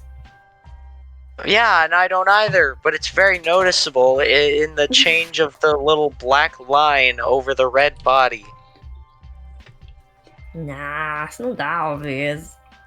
Alright, so guys, on a scale of 1 to 10, with 1 being pass and 10 being hard smash, smash or pass, 1 through Smash. 10. 9. Pass. Pass. I don't need that much problem in my life, man. Okay, but a number. Give me a number. How The play's hard to get and passable? I like it. 0. 0? Shit. Okay, Snoo? What? Smash or pass on what? On Damien. This Damien. Oh, the multi-Damien? Hard pass. Yes. Hard pass. Shit. Yes. 0. Silaps, how about you? I think I'll have to give it a hard pass because he's got alcohol. And I hate alcohol. I will deal with him enough for Or is it a all. Molotov? That's a Molotov. Oh wait, if that's a Molotov, I'll give it a 5. Neutral term, maybe smash, maybe pass. Wait, it'd be like an orgy. I'll pass. Smash. An orgy of 2? What? And it gets more absurd just the thought of what I just said. The fuck is this stream?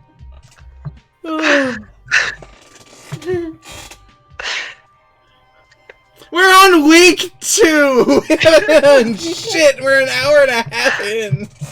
How many weeks I have are a there? What the question. How are you guys progressing before I showed up, by the way? We were doing a decent speed. Normal. I just want to feel like I made an impact. You certainly had an impact. Works for me. Oh god. Oh, my connection. Oh no.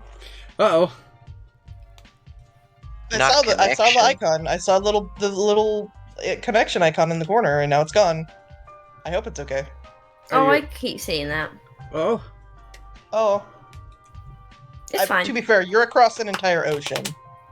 Yeah. Yeah, they're And a across the country. pond. You all sneak the multi. Oh, yeah, that's right, because we're on the west coast. You all sneak the multi-Damien down the hall. You can see the exit just before you reach it. A security guard steps into your path. Wait, you can't leave without clearance, says the guard. I need to confirm you're not escaped experiments or newborn baby clones or anything. I'm not a spicy red baby!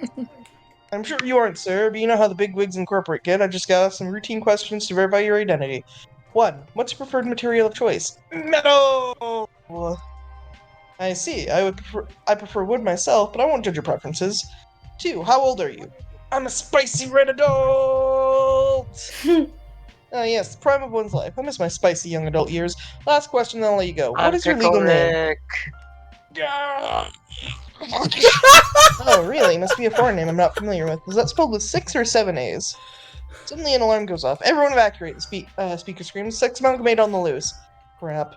Guard puts his hand on his gun. Shit, you're done for. You guys better evacuate, he says. Take my gun before you go. The sex amalgamate's a dangerous beast, and you civilians should protect yourselves. Good luck. You got it, bro. See you later. Why do I think Scott You took also- the gun? Yeah. He's just got a gun now. You have successfully freed the multi-Damien to wander the wild again. You gain +2 soul for your efforts and a free gun. Alright. Rest stop time. Our second time. I need Alright, It's time to Mine finally sucked rest worse than after last this time. bullshit. Alright, Snoo, where you going? Don't go to the bus stop, please. Please. You spoke. Please. Now you will suffer. Unless... Alright, Trinky, where you going? Yeah, hang out in the car. where to sit. I'm gonna go to the bus stop. Let's get recharged. Trinky turn. Nighttime. Keeping us alive. Who you hanging out with? Scott. He's a funny boy. Who you want? What do you want to talk to him about? These are actually really sweet moments, honestly. I love chasing cars. Oh, I love chasing cars, bro. Cars are fast, but Scott can be faster. I mean, admittedly, I'm not faster than the car yet. I believe in you, Scott. I'm sure with enough practice, I'll get there. I believe in you.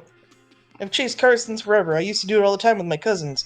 We had rules for it and everything, such as the color of the car you chased would grant you a different score, for instance. It made sense since everyone knows orange cars are very fast, while yellow ones not so much. Have you seen those? Most yellow cars tend to be very big and carry tons of little people. That slows them down. Yellow, big, filled with little people? Do you mean chasing a car with a funny license plate could give you special bonus points too? We had such a great time chasing cars together. Cousins can be fun and nice when they forget to be not nice. We used to say that we should look into car companies to find a sponsor so we could turn car chasing into an official sport. Who'd have thought I'd end up on a road trip, in a car no less. Life can be really strange that way, huh? Totally. One day you're spending most of your life chasing cars, next day you're inside a car chasing life. This is what Coach calls growing up. Maybe. Alright, Chaotic you have... energy. Whenever the prank... Huh? Now you just given us a boon. Next week, all resource gains and losses from events are increased by 1. Okay, I need 5 minutes. I want to talk to Zoe. And 2 of our random resources are about to swap with each other. That would be really neat if we could save our mind, but something could go down. Something's gonna go down. Let's do it. Zoe, Magic swap. old deities or her OCs? I want to talk to OCs. She doesn't want to talk about her old life. Oh, talk about our OCs. Exactly. Yay! I have tons of OCs. Creating them is fun. You have to put a lot of thought and heart into it. You flesh them out, their flaws, their fears and desires, their tiny details that make them so mundane yet amazing. It's funny when you think about it. I spent eternity being a sort of deity of despair and destruction. And now here I am, being a creator instead. I think it suits me better. I think so too. And creating characters, it's a science. In the beginning, you obsessed over silly stuff. Half your OCs have impossible hairdos, the other half have wings or heterochromia, and all of them have a super dark past. I wonder why edginess is such a common obsession for OC creators when they start. Later, you start seeing how the beauty really lies in the small things. Interesting. What do you mean by the small things? Take Oswald Peters, one of my OCs. Oswald was a successful lawyer, top dog in his firm, about to become a name partner. One day he's going back home when suddenly he stops in front of a shop window, intrigued by a small machine he can't properly recognize. He goes inside and asks what it is. Turns out to be a pasta machine. What a silly little thing. Since money's never been a problem, Oswald balls the silly machine. He thinks it would be cool to surprise his husband with a pasta dinner made entirely by him. Nice. Go, Oswald! What a curse. For this result is an unexpected passion. Oswald starts losing himself in the pasta making. Or is he finding himself?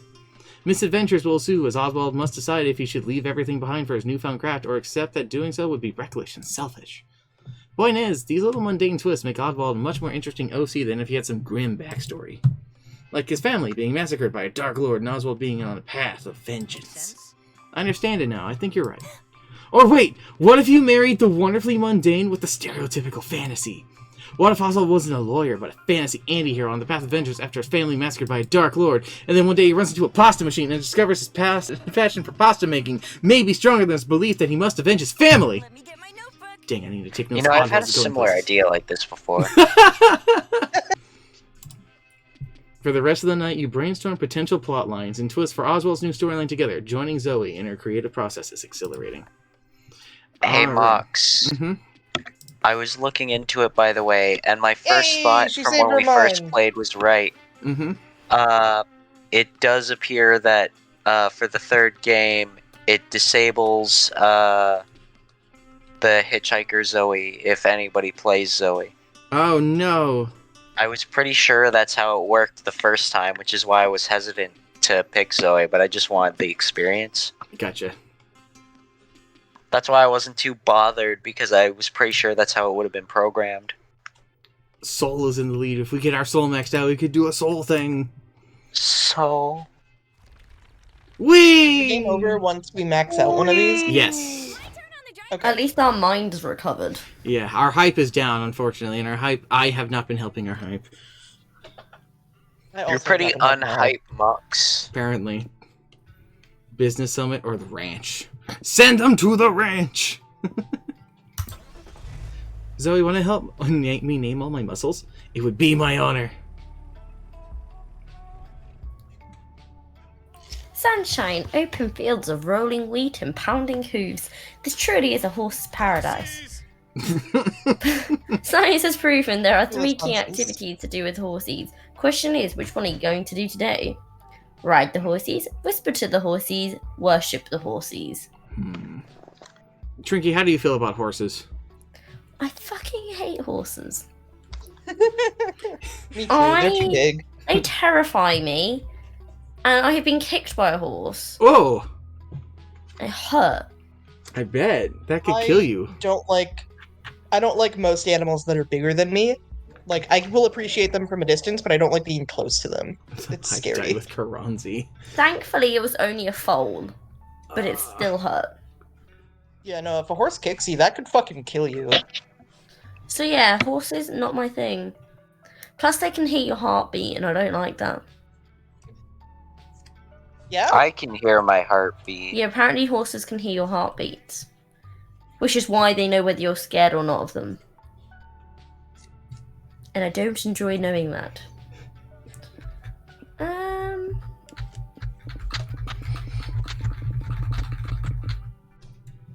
Right. Going for a horse ride. You and your friends enter the stables and see a familiar red-headed fuckabus brushing one of the horse's manes. Oh, hey! Hey, I know you. You're Sawyer, right? From summer camp?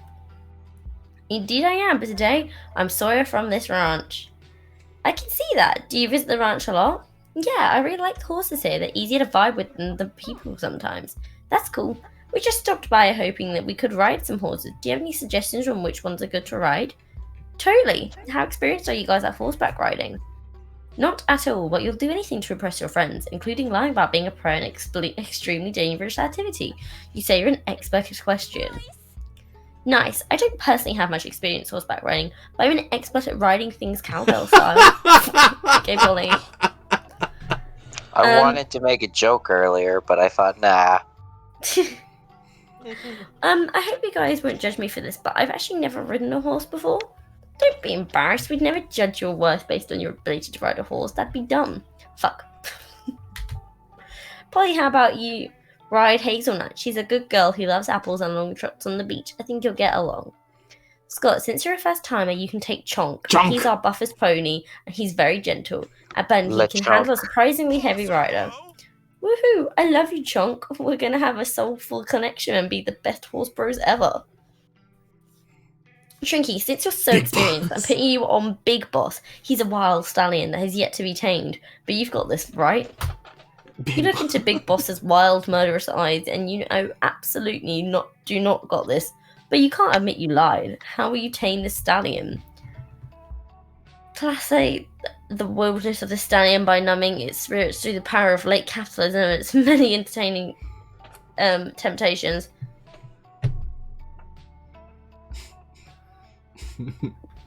Promise him you'll take turns, you'll be the horse next time.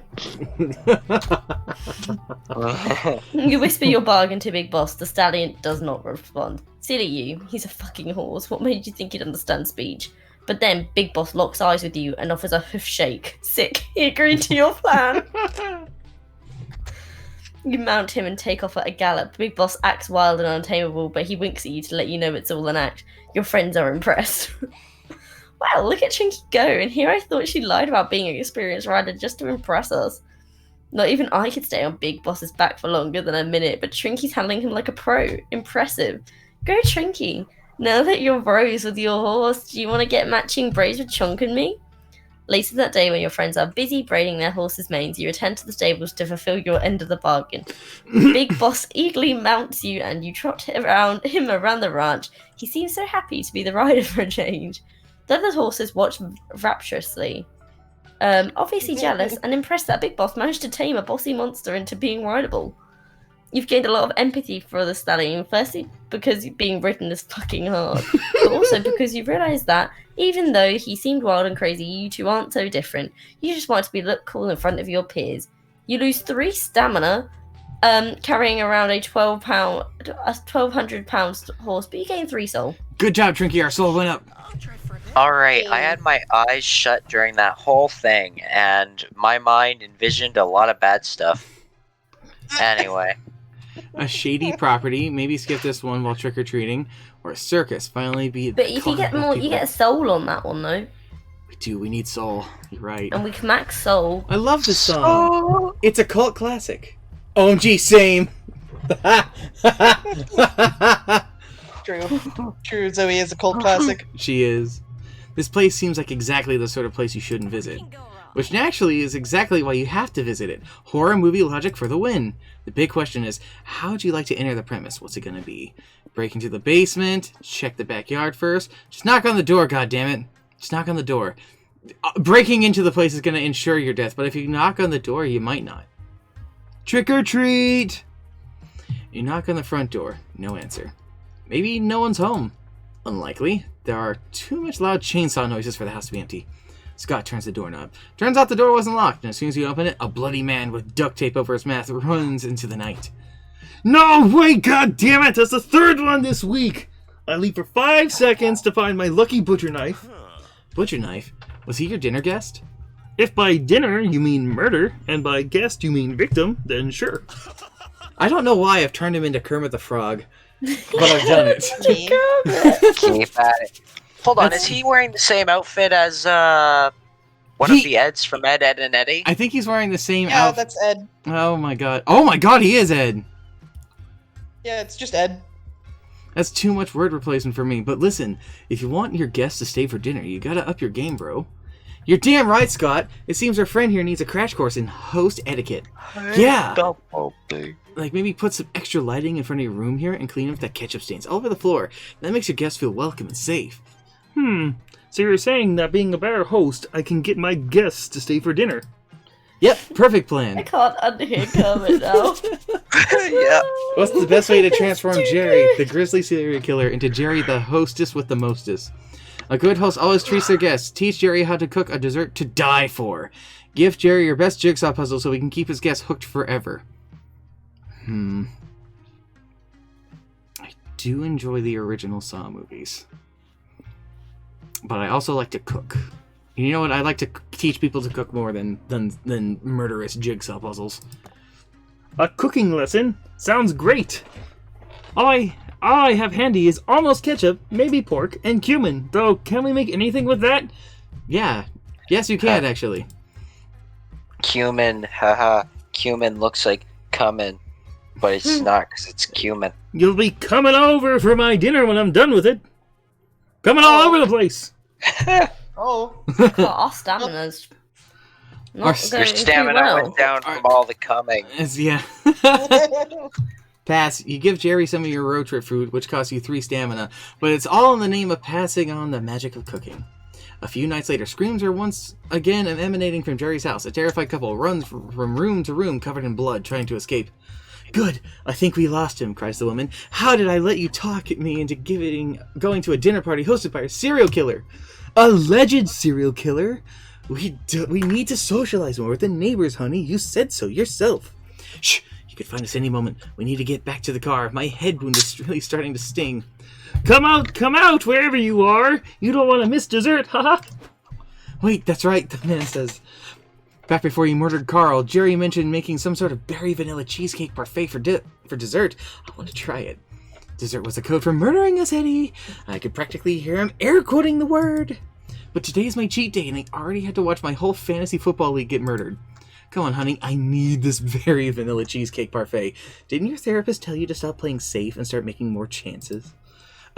Fine, but we are absolutely not staying for coffee afterwards, got it? Found you! Ready for dessert? Oh, you were right, he's totally air quoting, I can see it now. You gain 3 soul for teaching Jerry how to be a great host, and Jerry gets to eat all the parfait. Tonight, everyone! Except for the couple, of course. Our soul is so high. Alright, don't kill us. Just don't kill us. You'll be safe on the next one. Please, I beg of you. You're gonna crash someone's wedding, or you're gonna go to a monster truck rally? We're gonna crash Moth Girl's wedding. Yes! I don't know who this Finally. NNN person, but I don't think oh, god damn it. Why are we talking about NNN in chat? What the fuck are they talking about? What are you crazy kids doing? It's because we were talking about cumin. Oh. Weddings. The union of 2 or more soulmates, pledging life and love to each other for the rest of their days.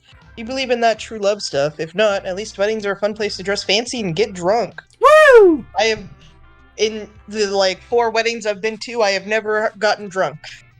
Yeah. Hey, Mox. This is actually their wedding because this time they're not here with us on the road trip. I guess so. You're right. They weren't. Why they left. They're not. They went to get married. This is we're crashing it. Yeah, we brought Zoe to their wedding. Yes.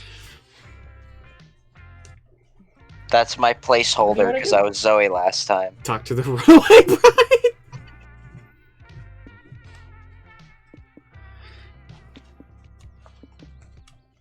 Well, originally I was coming over here to, try and help her hype, but...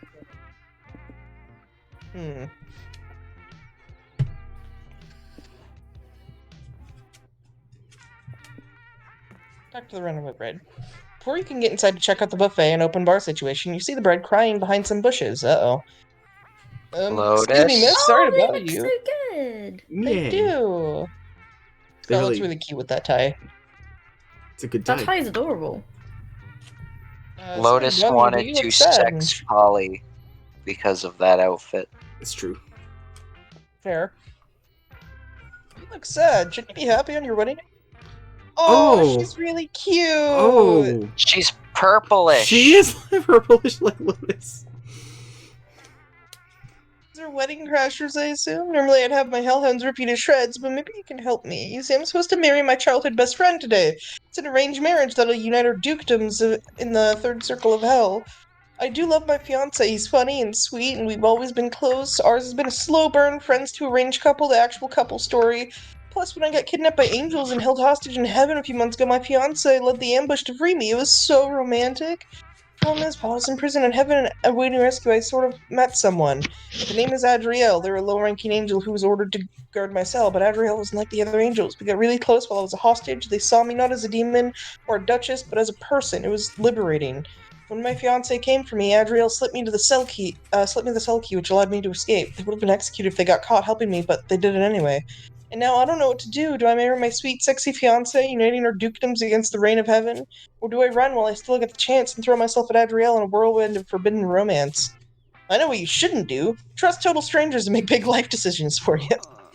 Since we already are, Snoowolf, any ideas? Old enough all-nighters reading fanfic to know exactly how the story should end. Who should the bride go for? Accurate. Oh boy. Oh boy. Oh. Oh boy. See, unfortunately, I have a bias.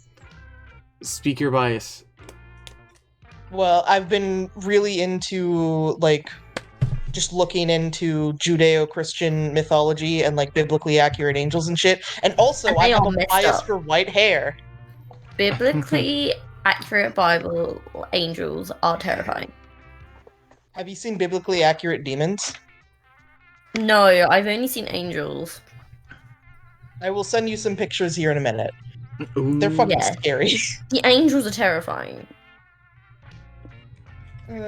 Make your decision. Well done, Decide. previous person. Huh? Decide the future of this random woman. People down in This previous is choices and chooses Lotus, super sexy childhood Kumo, friend. The wedding buffet and cannot get cancelled. some third party. No arranged marriage can trump a good star-crossed lovers story. Run into the arms of the sexy angel. Honestly, I feel it would be better for her to stay with the person that she's Yeah. known longer. I think. Because, like, And you he's- met the guy, like, a few months ago for a brief amount of time. Oh boy. Why do you think the water down? I'm gonna say the best friend. Oh, but marrying the best friend is such a vanilla option. Where's the drama? Where's the twist? Where's the forbidden angel ass? It's a total. Oh Ah! Oh no. no. Oh shit. It's total -3 hype move, if you ask me. Maybe, but this is probably for the best. And anyway, as soon as we get married, there'll be lots of sex. Yeah, this is Lotus. You got me at lots of sex, but lost me at you will tension. Please elaborate. My fiance's family has this ancient tradition for which newlyweds refrain from fornication for a year after marriage. This does not sound like a good tradition, girl. No, but hear me out. The newlyweds perform all sorts of activities to build as much sexual tension as they can, leading to a climax, Gandalf climaxes. To achieve this, we'll perform all sorts of special activities. Caressing each other's skin through hot oil massages, taking non-sexual showers together, attending hellish flesh feasts without engaging in their Orgiastic nature. orgiastic. Oh, fucking. My brain wasn't fucking reading that word at all. You I literally, like, fucking. My brain forward. Just why? Climax 10 all climaxes, an important ancient tradition. It's called the will they, won't they. Does your fiance come from a lineage of horny fanfic writers or what? Dang, I guess enjoy your banquet of chastity, girl. Scott, buddy, this is too much for my incorporeal body to handle. If there would be no sex at this wedding, let's feast some other way. To the buffet you go, and there's zero sexual tension since you totally fucked some chicken wings in your mouth.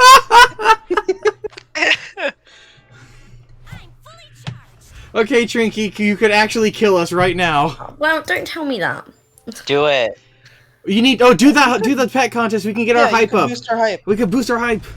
Okay, I'm going. No, I that's feel as much as I boring. normally do. I think Trinky bringing our hype. They minus our 3 hype right then and there. You're surrounded by pets of the highest pedigree, here to prove that they're the best of the domesticated animal kingdom.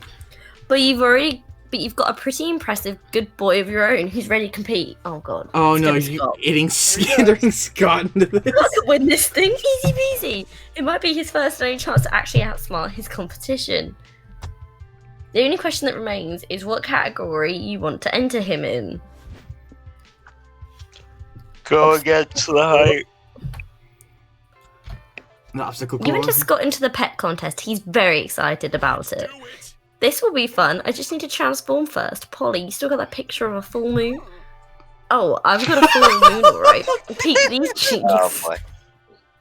Polly moons you with her bev up. Holy shit! Holy shit. I've never seen his werewolf form. Me either. They didn't need to go. Oh, his bulge! Yeah, they didn't need to do that. They could have You just didn't left notice nothing the there. bulge first? I was too busy looking at the Oh, hole. that The was the fuck? first thing I noticed. Yeah. Wow, that really Just worked. like I'm me, just for messing real, for around. real. The magic rules of this world make no sense. No, imagine if it made him horny seeing her full moon, and then that Oops. bulge becomes a bit different. Oh dear. Tent. Wolf Scott is ready to dominate competition. Down, Who Wolf Silaps, Scott down. needed to eat. I don't think eating other competitors Hey, is I'm part not of the the deal, horny buddy. box. According to these flyers, there are actually several different obstacle courses we can choose to compete in. These obstacle courses will engage your pet's muscles and agility. Wolf Scott have muscles! Along with wits, grit, charisma, and bureaucratic expertise, an ironclad moral code, and full understanding of life and death. Are those other muscles? Never mind. Dang, there's got to be at least one obstacle course so we can win, and if not, at least one that's very entertaining to lose. Trinky, which obstacle course should we enter? Your pet will be thrown into impossible moral conundrums, overcome social obstacles to be accepted in high society, breed to get stressed from jumping through several bureaucratic hoops. I know you like your trolley problems. Well, that's my job. Okay, trolley sounds fun. Wolf Scott.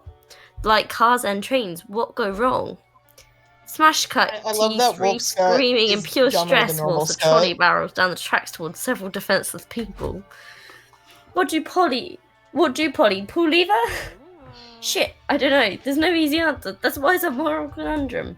You can change courses and hit one guy saving 5 people but consciously killing one. Or you can do nothing and let 5 people die due to your inaction. I love that I got this. Uh-huh. Wolf Scott, do you believe in inaction equality?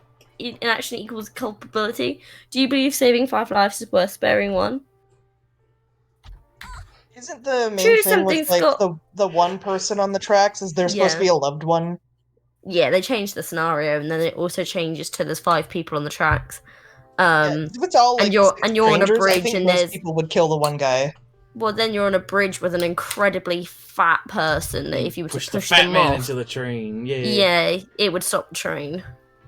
A lot of people won't do that one because they don't want to push a person. That's an active murder. Yeah, that's more active than like pulling the lever or not. Like you physically are pushing the person into the tracks. I mean, morally, it's no different. Really, it's You're no still different. killing But one like, to save 5. yeah, but you're more physically involved in the other one, and I think that's what gets people. Yeah, Wolf Scott not so good with numbers. 5 is more than 1, right?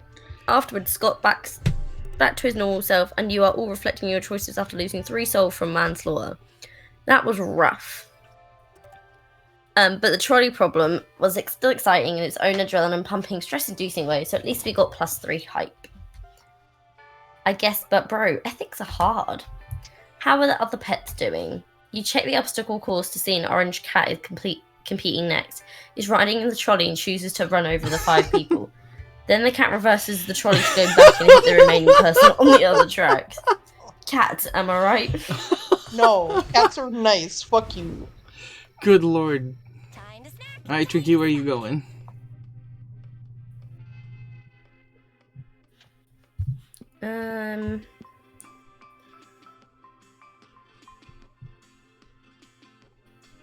Yeah, I'll come back to the car. I'm gonna hang out with the girl. I need my 14 hours of sleep. I'm gonna hang out with Scott or Polly. Time for some leg stretching. Probably Polly. Look at Trinky keeping us alive. A short Yeah. 10-hour power nap. 10-hour power nap.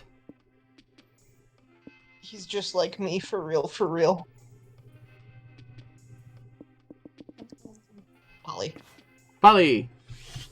You're interested in cooking. I didn't know she had an interest in cooking. She do. Yeah, I've been looking into cooking. Tasty. It meshes two of my favorite things. Chemistry, which rocks, and little momentous joys. Like, how dumb it is to spend hours making something that's gone in a blink and a couple of mouthfuls. It's incredibly inefficient that it becomes simply beautiful.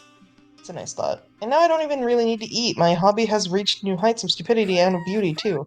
So I've started taking some cooking classes. Vera takes them, too. I love that wonderful bitch, but she could use an education on beautiful inefficiency. Indeed. I think it's healthy for her, even if the classes stress her out most of the time. We sit there, we learn, and we experiment. It's what I love about chemistry and cooking. It's transformative. But, like, literally, it's all about transformation. Transform things and other things, like how you can transform eggs, flour, butter, and some other stuff into a cake. Or a flesh, blood, bones, and some other stuff transformed into me. So yeah, I think the afterlife gives you some new cool perspectives, and I also think cooking rules. Maybe one day I can cook something for you if you dare. I'd love that. Okay. Yeah. I need 5 minutes. Hang out with Zoe. Maybe she'll keep us alive too. She swaps her soul and hype. After some conversations, you activate a deep conversation. This is your first one. Deep conversations can end in success or failure, and they're the key to scoring a date end. Oh, fuck, the stakes. Hitchhikers only have one coveted deep conversation each, while Polly and Scott have 2. So once a player succeeds in deep conversation, sometimes even if they fail it, no other player can attempt it. Act fast, because whoever gets there first will be the only one with a chance of finding it love. How do these work, though? During the first half of the deep conversation, your monster friend will hint at their preference on a topic that's important to them. Think of these hints as rules. When looking at the options, search for ways in which they break the rules. 2 out of the 3 will break the rules somehow. The one that breaks no rules is the right option. Choose that one and show your friend that you really know and understand them. So, are you a good listener or not? Her AUs. Alright. OMG, I love AUs! Creating a whole alternate universe is such a fun task. Especially when I used to exist just to devour entire universes, lol. Yes, lol. It's a true challenge for even the most seasoned fanfic writers. First, you need to think of a meaningful change that will make this AU a thing of its own, a push into the unknown. Second, you must reflect on how these changes will affect the characters. AUs might seem silly, but they're a great opportunity for a character study. You're carefully analyzing one or more of your characters you love through a completely new lens. It's challenging and exciting. And third, you have to set up an AU that matches the vibe you're going for. Something dark, something cute, something specific. Even if I enjoy experimenting, sometimes I tend to prefer AUs that are romantic, silly, or nice. Like anything slice of life. I think it's because AUs are a place of comfort to me. I want to create something that makes me feel warm. Writing AUs is a form of therapy. That's sort of. But you know, it's good that you brought up AUs. I'm really close to finishing my current fic, and I could use an idea for an amazing AU in which to set my next creation. I've been brainstorming, but I hit a nasty roadblock. Maybe I can help you with a killer idea then. Those are usually the famous last words of people with the best intentions and the worst ideas, so be careful. What would be truly a good AU idea to match Zoe's taste? Devote Purse, a crossover story in which Vera's legal firm must manage a rocky divorce between Naruto and Garfield. Twice the Tuesdays. Imagine a world in which Wednesdays were replaced by a second Tuesday. It's Tuesday all over again, baby. Liam Prom. What if this was the Monster Prom all over again, but everyone in the EU version is Liam?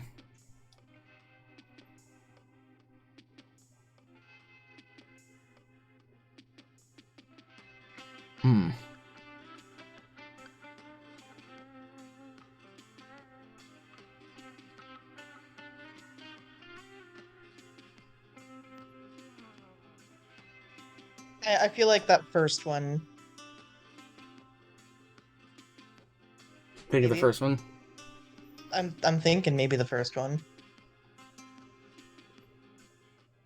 I've been feeling the first one as well, and that's because I know Zoe has this big interest in this weird connection she has with this Naruto and Garfield crossover, and I don't understand why, but you know, it's just what she likes.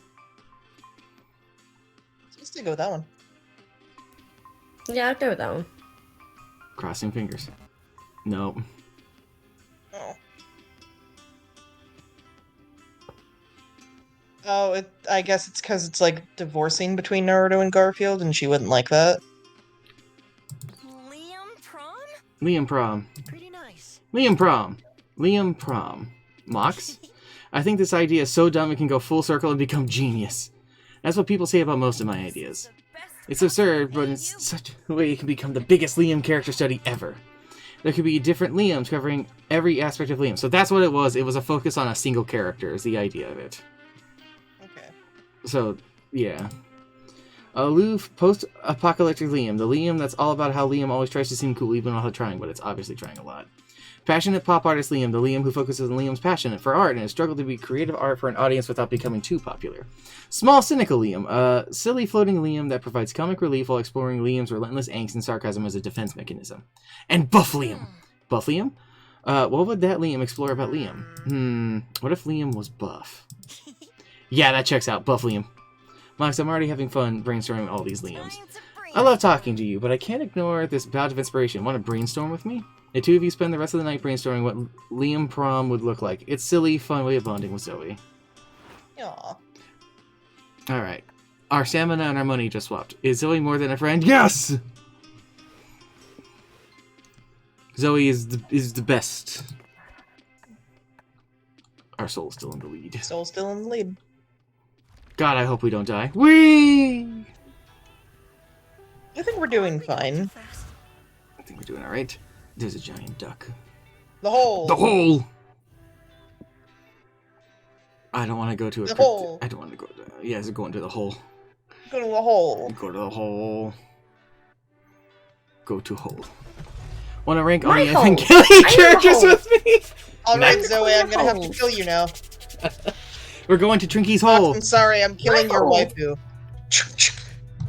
I It's mean, Trinky hole. I don't think you can kill an eldritch being like that. I will fucking try. That's the spirit. A hole in a desert. Man, they'll turn anything into a tourist trap, huh? On we go.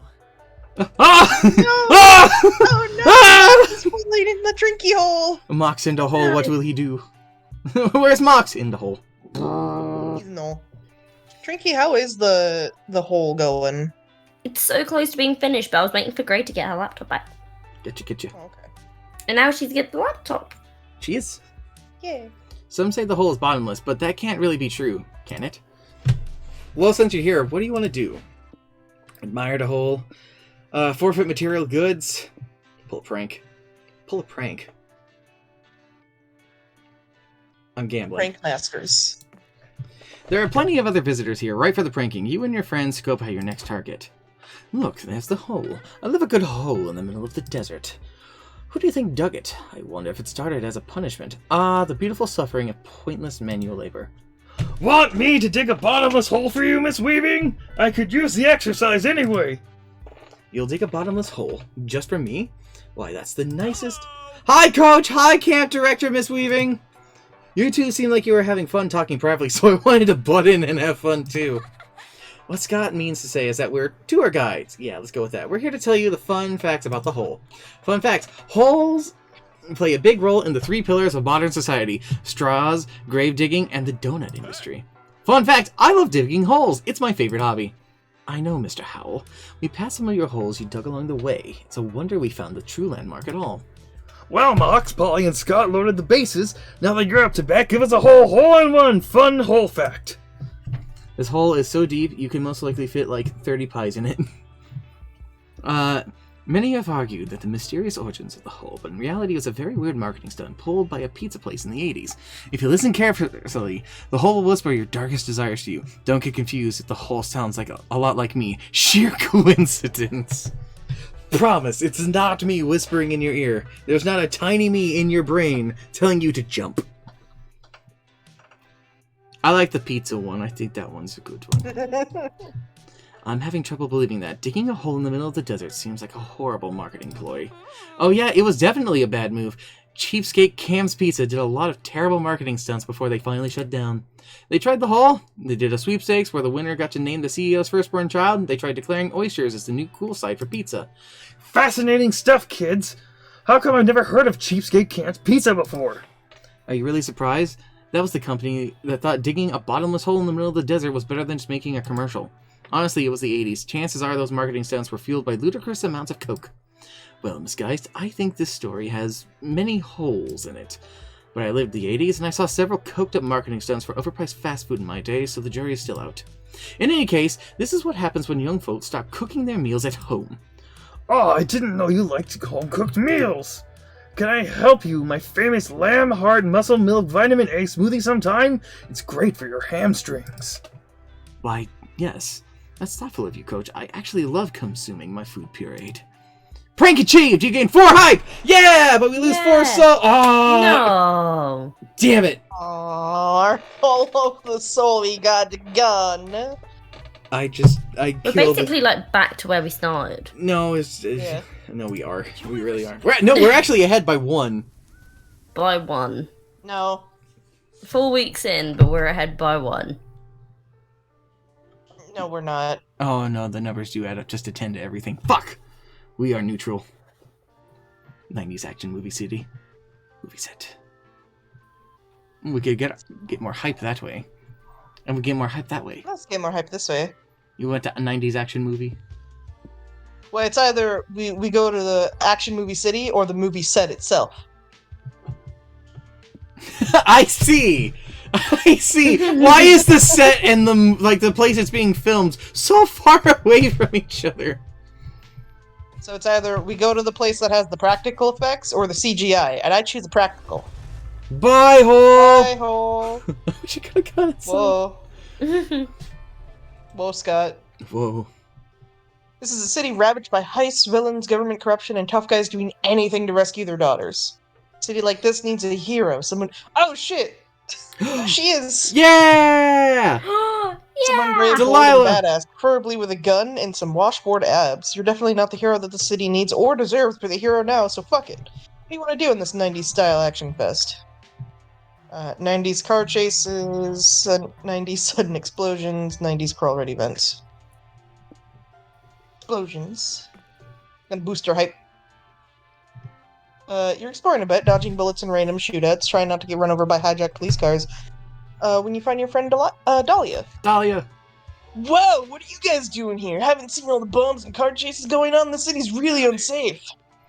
Hey, Dahlia, this place doesn't look dangerous. It seems fun. What are you doing here? When I stopped here to ask for directions, went through a series of increasingly unlikely action-packed events, I became the hero the city deserves. Last week, I dismantled a local terrorist organization and beat up a sniper who was going to shoot the president while he took a bath. Yesterday, I saved a little girl who was stuck inside a demolishing skyscraper. Today, I'm scheduled to defeat a terrorist who's going to detonate a bomb at the airport, but I'm kind of in a pickle right now. I was going to take the bus to the airport, but my bus got bomb planted in its engine that'll... Oh, fuck, I skipped it. Oh, We fuck! can take her to the airport. We've got a car, and I want to go on an action adventure too. Scott, I love you, but I just don't know if you guys are cut out for the 90s action movie protagonist lifestyle. Hey, I can totally be a grizzled, thick-skinned action hero. There must be some way to prove it to you. Here's one way. There's one true action a movie star never does. Look at an explosion. Looking at explosions only for secondary characters who are there to look shocked or sad and make the protagonist seem more badass by comparison. So here's the deal. If you can go an hour without looking at an explosion, also refrain from dying in a shootout or a car chase, you can hang out with me. Deal? Deal. But not looking at an explosion is going to be hard. How do you keep your eyes off those fiery infernos so Dahlia will take you seriously? Problem explosions are too eye-catching, but none more so than a super fun magic eye book. Order one and spend the rest of the day looking only for its hidden images. Don't let an explosion catch your attention. Go for the kill. Leave the explosion on red. What do you guys think? I think I just noticed that the weird little pattern on Dahlia's pants is the lower jaw of the skeleton on her top. Well, Oh. Yeah. I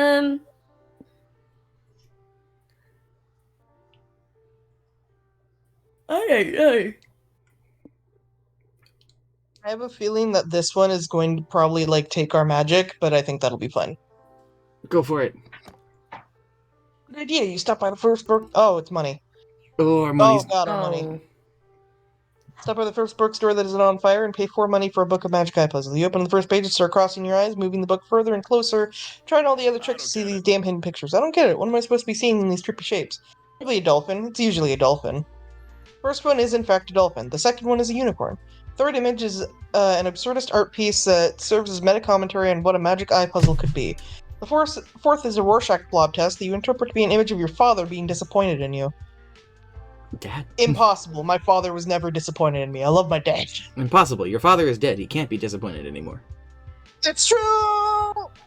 The fifth one is another fucking dolphin. You flip the page and look at the sixth one, but suddenly Polly slams your book shut.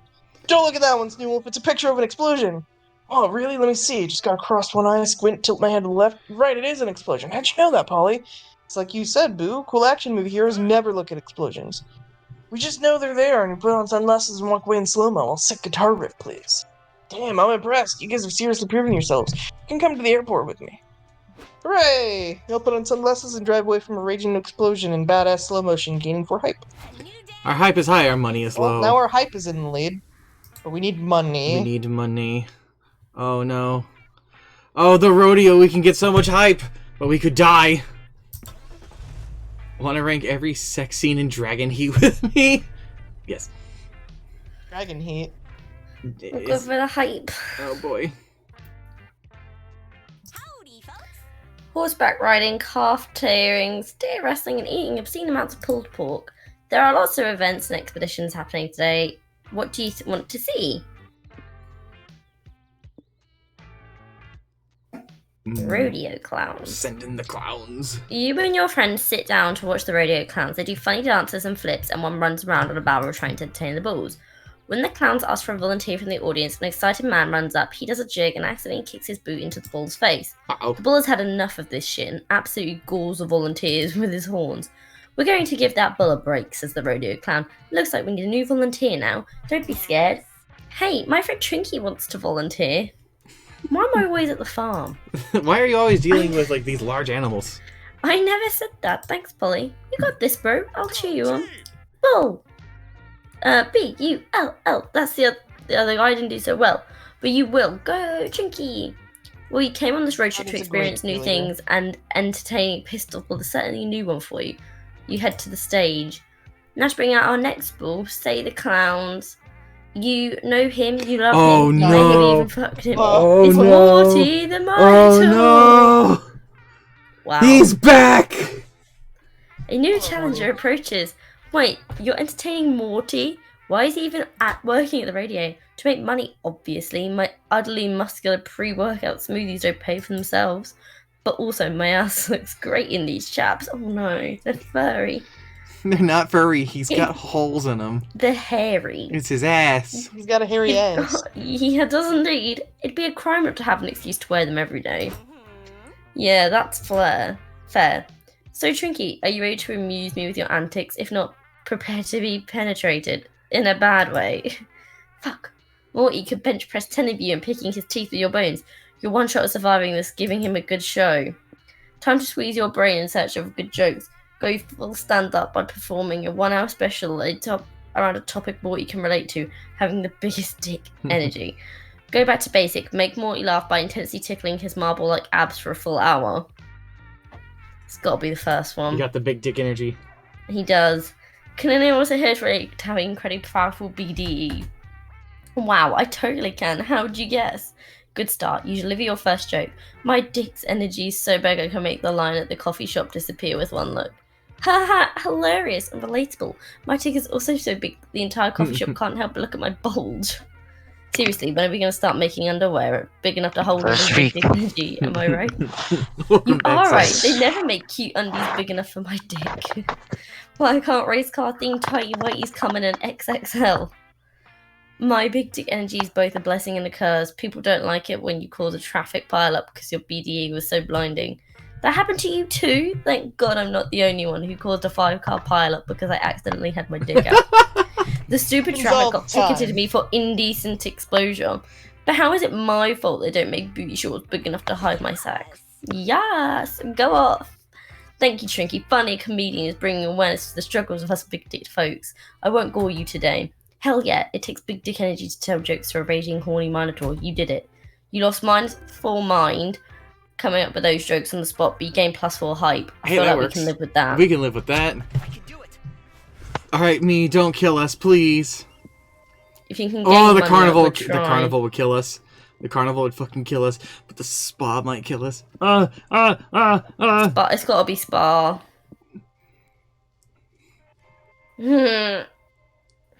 Spa would give us mine.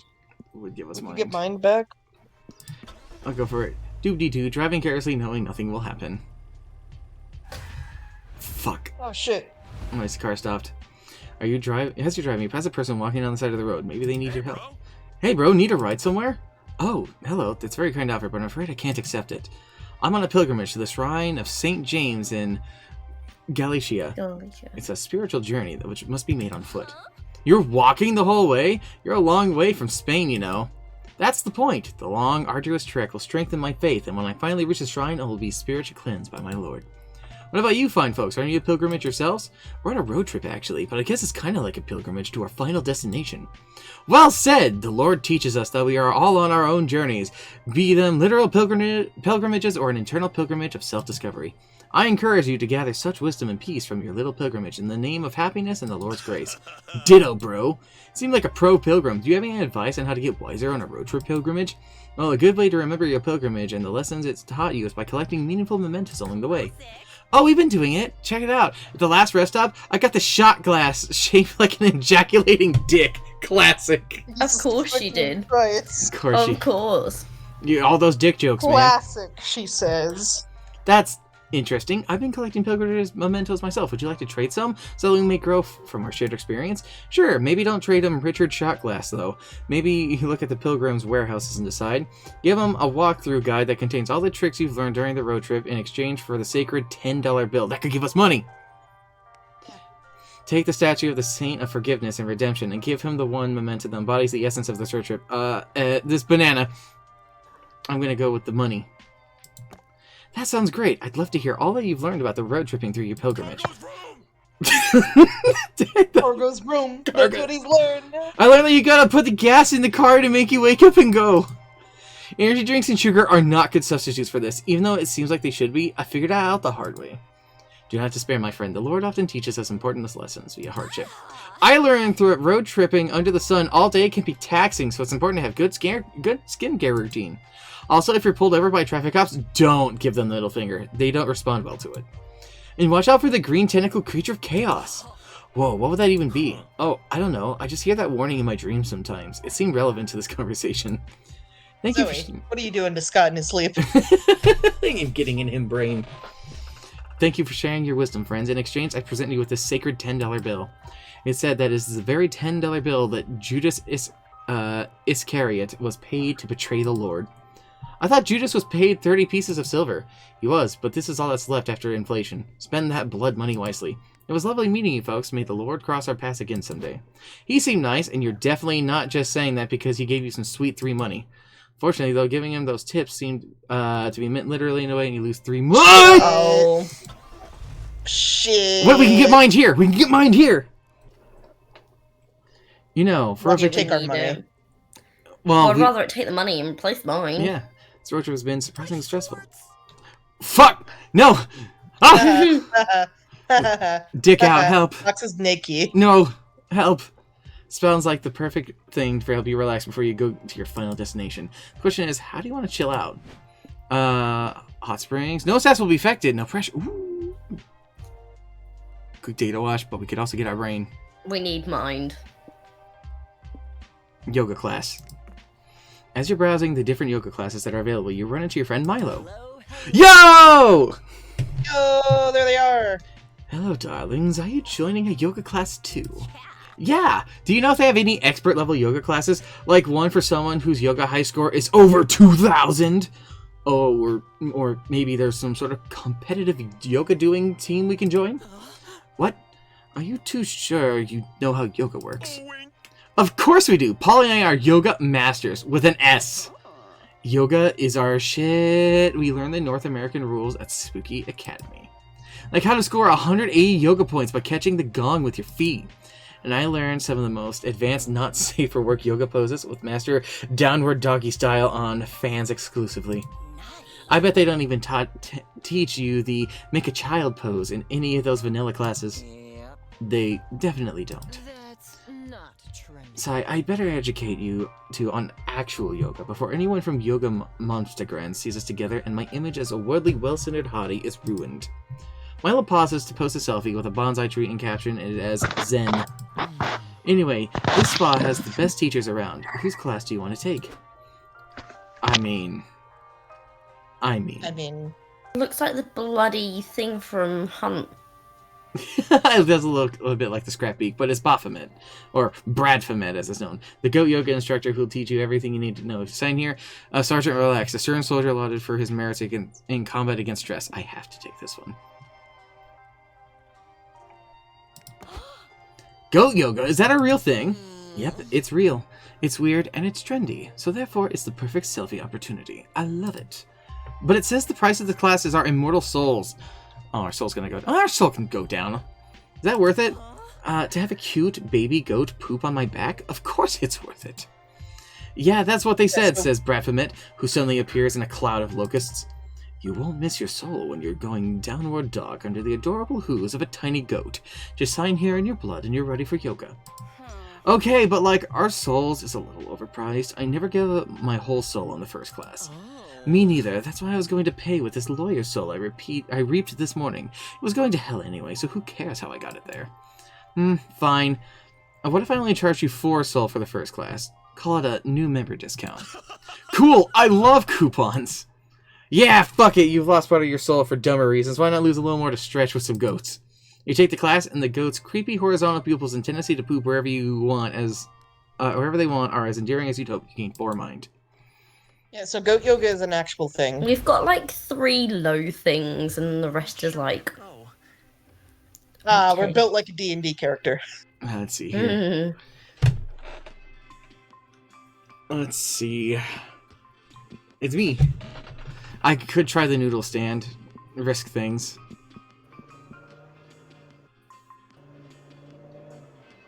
That's your call. Yeah, I'm gonna do it. Nighttime. Alright, Snu, where are you going? So many places to go. Oh, Trinky going.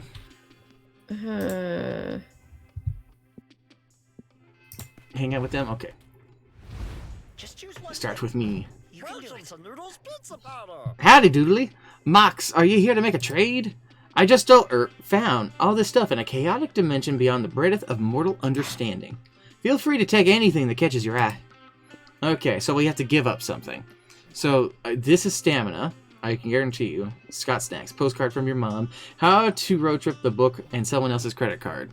Let's not lose our money. Let's lose some stamina. We can afford to lose some stamina. Horse butt costume. A teacup unicorn who needs a good home. Stonks. Nuclear launch We're codes. not Redditors. Hmm? We're not Redditors. We don't need stonks. We don't need stonks. What'll get... I'm pretty sure the unicorn will be magic. I don't know what the horse butt costume would be. Stonks is definitely going to be money, though. And the Mhm. nuclear launch codes? I don't know. I go nuclear launch codes because we don't know what it is. Right, we don't. It could be hype. We've got the nuclear Could be. football. Yeah, This is all an illusion. mind. Our That's minds. fine. No prison can hold me. No rules can govern me. I am chaos incarnate, and I know where you live. I've seen you die. Enjoy your purchase. Might take a short 10-hour power nap. Right, if you do that, that's hype. We can get hype on that one. It could get hype on that one. We're so close to finishing the hype one. I'm gonna step away real quick. I'll be back. And with this, this next, Scott and Polly talk, we're gonna get, like, +5, -5 on things. Yes, Scott Snacks. I went full wolf one night and I remember very little, but I know this much. I befriended some Japanese businessmen who turned me into a snack.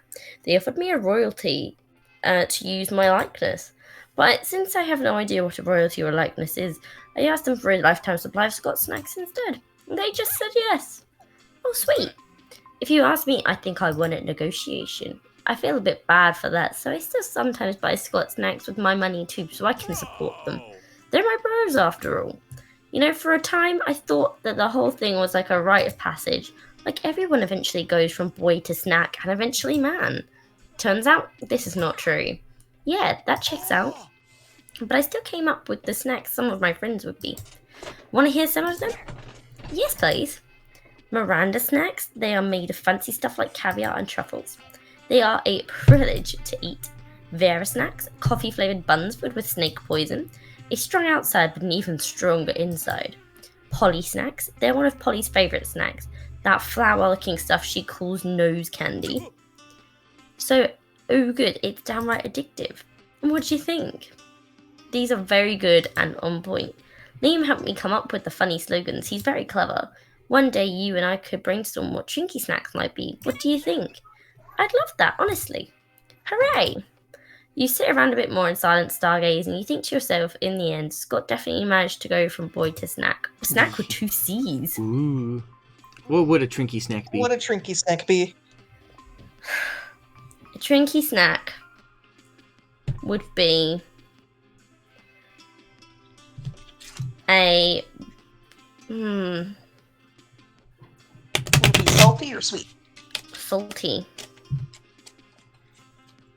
It'd It would be like a multi-layered tortilla chip. Where it's like Tortilla chip. it would be like a tortilla bolt. Like it'd be like a tortilla thing where it's like a tortilla crisp on the outside, but then on the inside it's a bunch of broken little tortillas. So like a tortilla pinata? Yes. chips within chips. Yes.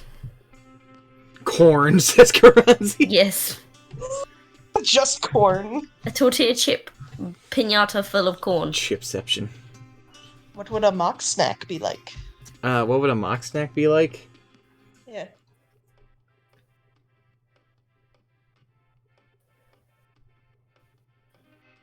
Be like a filled pretzel. Oh. Yeah. Yeah. Maybe like either a cheese sauce or something sweet, depending. Different flavors. Interesting. Yeah. God, I love me some pretzels. I love a pretzel. I really do. We got these soft bake ones that the bakery at my job makes themselves every day, and they're like $1, and it's like, yes! Mmm. What's a sneet? Tell us about your snoo treat. Yeah, it's a snooty. Or sneet. I want to imagine it would be like a marshmallow with some sort of filling on the inside and like parts of the outside have chocolate on them. Like I'm imagining it's like a snoo face shaped marshmallow. I can Like, imagine. just the ears. I can and already imagine one the of face is like the toast ghost snoo face. And then on the inside, it's like probably different fillings. But my first thought was like an orange cream. My first thought was Nutella, honestly. That'd I probably thought be a good one. jam, Raspberry but jam. I don't know why. Raspberry jelly. Raspberry jam. Raspberry jam filled marshmallow doesn't sound bad. Sounds Ronzi pretty is good, no actually. snack. Ronzi is dead. Ronzi was the snack. That's why he's no more. Mr. Keronzi is the snack. Well, the question is, Ronzi the snack with 2 C's? Mmm. We're almost there. 6 to go when we get the hype ending. We can do it, lads. Whee!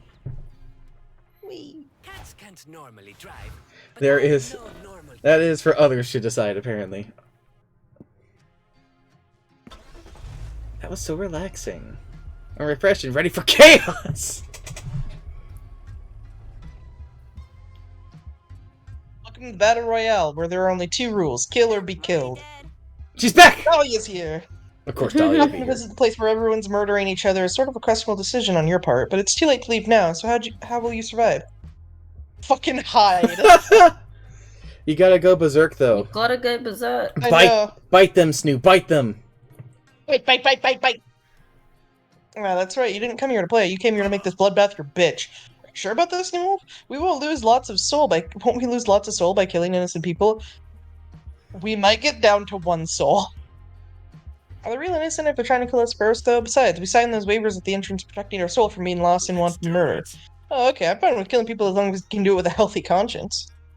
You enter a fugue state of slaughtering fools with guns and knives and bare hands and anything else your twisted heart desires. Bite! But no matter how many people you kill, every time you look at the death toll leaderboard, there's a name consistently ahead of you. Hey, Snoo Wolf, look at you holding on in 2nd place like it's your mother's skirt. Dahlia. Oh, man. You're gonna have to kill Dahlia. That is mean. If you came here thinking that you could defeat Dahlia Aquino, buff blue warmongers extraordinary, you got another thing coming. Here, Snoo Wolf, you got underdog candidate powers to win at the last minute. No offense, Snoo Wolf, but I'm putting money on Dahlia here. Wow, Polly, rude. I saw her smash a watermelon with a headbutt once. I don't think there's an ass she can't kick. Who is this? What are you I have idiots no doing? Are idea. you seriously turning this soulless murder fest into a game?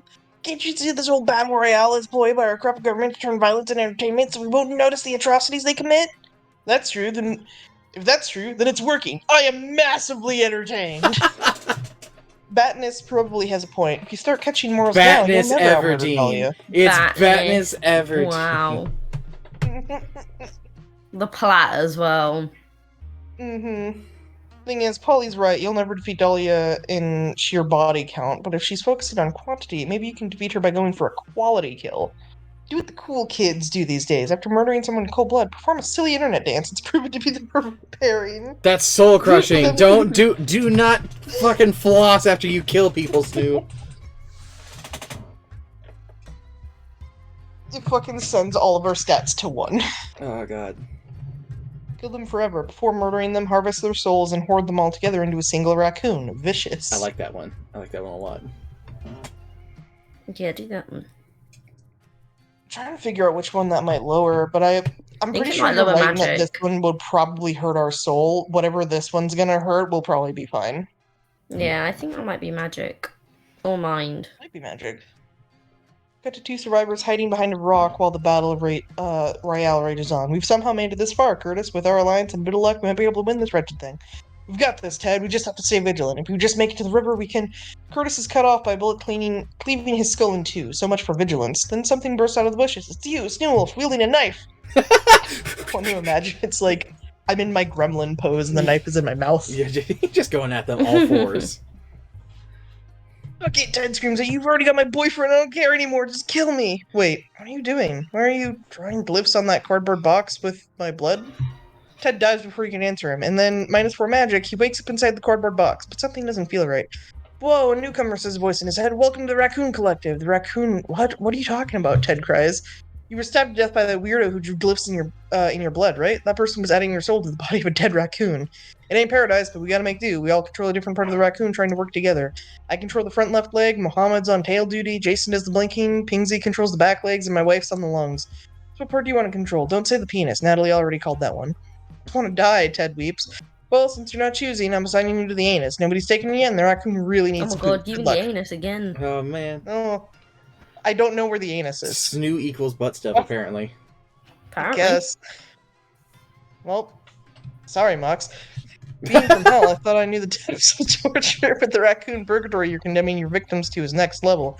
I know when I'm beaten. Here, take the spoils of our battle, +4 hype for you. We need 2. Thankfully, this next one won't kill us. No matter how we go about it, we I shouldn't can get die. hype. You can get hype! I guess hype it is then, To yeah? the secluded village. Yeah. That's a big wall. I'm gonna have to I'm pay guessing we have connect to it. survive the week, though. I'm guessing we have to survive the week as well. The entire city is protected by a giant impenetrable wall. Strange. The guards at the gate seem just as surprised to see you as you are to see them. We've never had I love visitors your before, they faces. say. How did you escape the jaws of the ravenous giant? You really don't know what they're talking about. You get the impression these villagers don't It's get Attack out. on Titan. Some further investigation of this place is warranted. What do you want to check out? The Elders. The elders. You find the Capitol building and walk inside. Looks like the village elders are in the middle of a meeting. Howdy, neighbours. I'm Scott. My friends and I are from the outside world, but don't worry, we come in peace. What? The elders cry. But how can this be? The giants killed the outsiders and destroyed all civilization outside our walls. Nope. We're living proof that didn't happen, if you'll pardon the expression. No, it's true. The giants are out there. Look, here. They'll come to attack us now. Look over the wall to see a cardboard cutout of a giant with a pre-recorded roaring sound playing on a loop. How stupid do you think we are? It's the giants! Run for your lives! So Not now, Scott. No, the giants are. They're totally. Fuck it. Fine, you call us. The giants are an all elaborate lie. You see, decades ago, when we were young rascals, we conceived the best prank we could pull on the entire village. Made some scary cardboard cutouts and convinced everyone that we were under attack by ravenous giants. Now we've been perpetrating the prank for decades, forever committed to the bit, for you see, we are the prank masters with a Z. What? We're the prank masters with a Z? You are? How did you young outsiders take up the prank master's mantle? We've made it up because pranks kick ass, duh. But now that I think about it, Polly, didn't we get the idea for the name Prank Masters when we found those old papers full of cool prank ideas? Oh yeah, I forgot all about that, but I was pretty drunk at the time, and also now. You must have found the Prank Master scrolls, say the elders.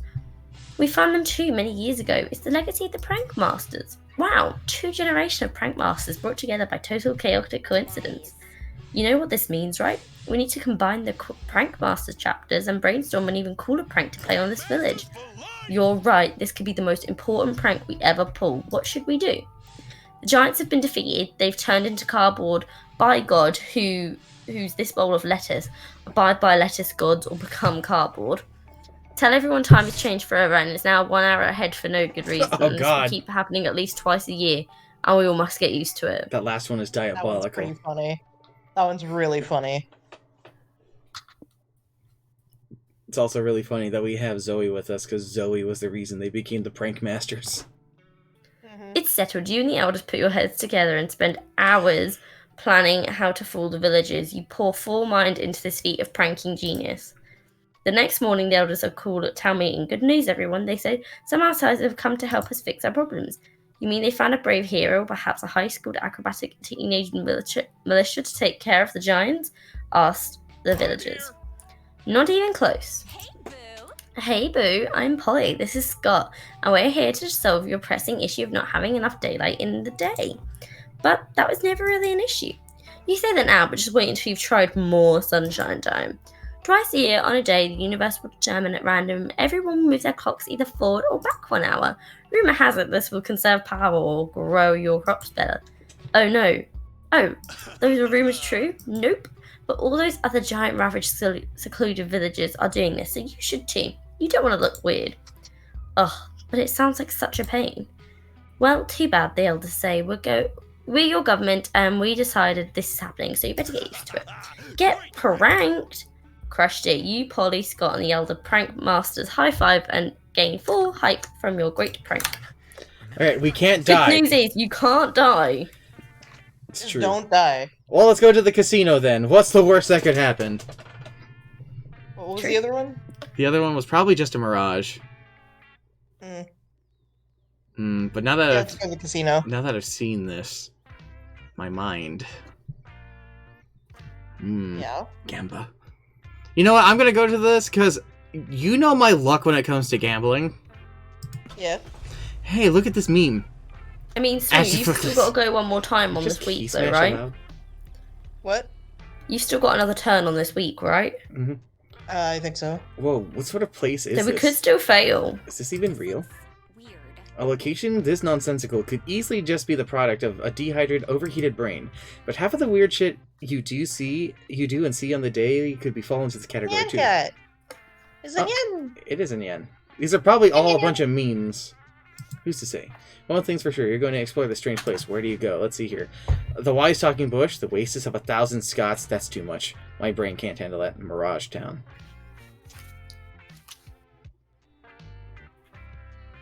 I'm gonna go to Mirage Town. You and your friends check out the Mirage. It's full of gorgeous oasis, flying pigs, unproblematic Twitter feeds, and other things that will never exist. Then you stumble upon an odd gate. It's got a sign hanging over it that says, "Welcome to Mirage Town. Do not enter if you are real." Polly, I have a question. Polly, are we real? Good question. Part of me wants to say yes because I consider myself a logist. But the other part wants to say no because I'm high as fuck right now and nothing feels real at all. Either way, we should definitely go into this town. It'll be fine. Even if it won't be fine, it'll be funny. Can't argue with that. Behind the gate is a beautiful, nonsensical metropolis that shimmers in the dry desert heat. It's like your childhood imaginary friends and your sleep paralysis demons collaborate on a city block project. I love him. I love him. I don't know who you are, but I love him. Oh, hello. Snazzy. Do any of you have the time? I can't find a clock that isn't melting around here. Whoa, bro, who are you? I'm Mr. Scribblehead. Pardon me. But are you all real? Yes, we are. Please don't get Scott started on this. I see. Then I must recommend that you leave. Mirage Town wasn't built for flesh folk. This place can be quite taxing on your minds. No, I can handle it. I'm Polygeist, baby. Mirage Town may be chaos, but I am made of chaos. Yeah, this place is cool. I barely use my mind anyway. We can stay a little longer, can't we, Mox? What about visiting that tourist district, getting a coffee and a silly t-shirt to prove you're really here and calling it a day? Just visit Mirage Town's biggest landmark, the Boulevard of Broken Dreams, the Garden of Forking Pass, and the Eiffel Tower. Oh, me and the Eiffel Tower. Go all in. Stay here for a while and become a local, truly experienced with this place. Time works differently in Mirage Town anyway. We could just get a coffee and a t-shirt and leave. We could. That could just, cost me some money. We have money. We can spare some money. That's the safe I'd rather option. lose money, even if Snoo. Because then there's only one option to fail on. It's true. On the next one. No, don't you fucking dare! Yeah! Fucking dare I snoo. Well, if you insist upon staying, may I recommend checking out the world's least real cafe? Sure, you all visit the cafe, get some drinks, and enjoy a relaxing sit. This is nice. Doing shenanigans is fun, but I'm glad we took a break and got 3 stamina with our coffee. Yeah, I guess it's nice to relax and not pull a prank or commit a war crime for once. Remember, guys, we're still prank masters. You've got a reputation to uphold. I'm supposed to be Polly. Live for the chaos, guys. I can't let people think I've started to go soft because I relax at coffee shops all the time. Don't worry, bro. We can still save your reputation. Maybe with a funny souvenir? How so? Look at this one. It says, I went to Mirage Town and did a bunch of crazy bullshit, and all I got to prove it was this dumb t-shirt. Okay, it's actually kind of cute. I guess this works. But for anyone asks, we also did some wacky-ass shenanigans in the Mirage Town, and they were so fucking insane, nobody ever spoke of them again. Agreed? Agreed. Sure, I agree. I already kind of forget that what we're talking about right now. You pay 3 money for your stuff and hit the road and get your story straight. You'll secretly always look back fondly on your chill day at Mirage Town Cafe. We can't die! We can't! It's impossible! Just don't lower our hype.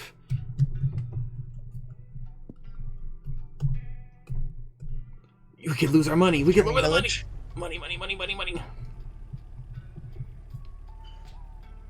I just won't choose that option. Mm-hmm. It's a idyllic little village filled with flowers, maypoles, and celebration galore. Which means there's gotta be something weird going on here, right? Nobody's, this happy all the time. Maybe you're just being paranoid. This is a chance to have fun. What do you do first? What are they? Oh, they're Wilson! They're Wilson! Oh, they are! What are you gonna do? Meet the locals, join the local celebration, visit the shady landmark. Be fine to lose some soul. Yeah, we can lose some soul. We got some soul to spare. You, Polly, and Scott check out the village's most sacred landmark, which turns out to be a sacrificial altar. Oh. Person is getting skinned alive in the center of the altar while the crowd looks on silently. What the hell is going on? Oh, no, they're not... Well, they're not Wilson. They're skinned people. Skinless. It's the summer festival of skinning, of course. They are covered in blood. Most of our skinnings are done in private to conserve modesty, but once a year we publicly make a sacrifice to our fleshless overlord, Graftamet. Beautiful ceremony that builds camaraderie among the village. Camaraderie, huh? Seems like a pretty raw deal for the guy getting skinned. Oh no, it's a great honor to be chosen for the public sacrifice. Trust me, he's having the time of his life. Cries the skin man on the altar. The endless horrible pain. Music to my ears. Pass me the popcorn, dear. Polly, this seems weird. Should we stop them from murdering that guy? I'd like to, but a bunch of road trippers versus an entire village of cultists doesn't seem like good odds. Okay, so what do we do? Well, you know what they say, if you can't beat them, join them. Yeah. Take some skin, honey. Or, I mean, show less skin, I guess. Looks like not even your friends are immune to peer pressure. Since you're gonna watch, how you maximize your enjoyment of watching a man get skinned alive? Good audiences have catchy chants, like sacrifice, use that knife, this is cool because it rhymes. Comment on it using enough cryptic adjectives, people will agree with you just to avoid looking dumb. You gonna double down on this? Yeah, do it. Let's do it. Bro, good plan. Everything's more fun when you cheer by chanting in sync. Whatever rhymes with skinned alive. Don't worry, I got this. Peel his skin like bananas. B-A-N-A-N-A-S. Oh, what a fun chant. Could we teach you one that we know? The cultist eyes roll back in their head and they chant gutturally in an ancient language that sounds like it must be really hard on the vocal cords. Not bad, but we should try adding some rhymes. People love rhymes. Interesting. We've been trying to make public skinning rituals more popular among tourists, so they adopted them into their own towns. Do you have any more fun ideas on how to accomplish that? Oh, you can make it a sport. People love sports. Fuck yeah, make the rifle team who tries to reskin the person faster than the priest can skin him. It adds stakes and thrill. What about a mascot like Scabby the Skinless? Nothing gets me more hyped to support a cause than having a colorful character Oh, I represent it. fucking love Scabby. Good idea, buddy. I didn't think I was ever going to say this, but public skinning rituals sound much more entertaining. I could watch that on TV. My dear, with all these ideas, public skinning rituals could finally go national. So much joy. Thanks to your friends chanting, what was once a silent, creepy public sacrifice could now become the hottest sporting trend of the season. You lose 4 soul to the innocent person. For hype for watching it with pizzazz. Go team! Okay, I have a fucking idea because we have enough to survive it. Okay, why don't we all go to the car? I'll go to the car and I'll do it carefully because we'll lose. Wait, no, that'd be too much. We all just choose the safe one. That would be like what? 3? You only lose one. Only change one. It only changes 1 point. Okay, hear me out. Let's all go to the car and do the safe one. Two of us choose the careful one. One of us chooses the extreme one to even it out. In the off chance that it's more than one, because of how far we are in. Okay. Sound fair? Places to go. Yeah. Okay. I need 5 minutes. Nighttime. So cautious planner. Time for some lake street. Yes. Yeah, it was only but- one. Okay. Where to sit? I won. There's no point doing risky though. There we go. There's something else. Oh! Yes. Yeah, yeah! It's right there! Oh shit. It's a murderous theme park. It is. I've never gotten to the end of this. This is the first time. This is the first time you've gotten an ending. Uh-huh. The road trip comes to an end. Knife Land! The land of my fun! God. Dick And knives! Smasher! Mickey's Dick Smasher! It is Mickey's Dick Smasher! Oh my god, it's so loud! It's so loud. The blender. Okay, it's fading. You all ride the rides twice. They're awesome and deadly in equal parts. There's the murder mansion with actual murder. There's not one, but 2 free falls. There's the pit full of spikes and the guillotine free fall, which lets you keep a severed head as a silly memento. There's also the blender, the pendulum, and a volcano. You're still unsure if the volcano was supposed to be a ride or if it was just a random volcano that just happens to be there. So much fun, and you even managed to survive, which is a big plus. Knife Land forever! Alright. And that wasn't all. Congrats, you've reached a destination. But there's more to it. Every player gets an individual ending. You could end up being a lame loser, just okay, or the MVP. Oh god. In multiplayer mode, the result will be determined based on how much you each contributed to the resource needed to reach the destination.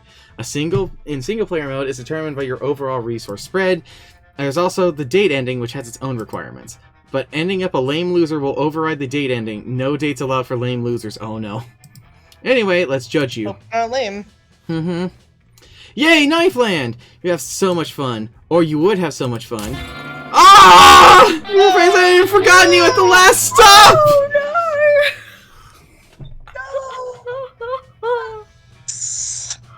Oh no!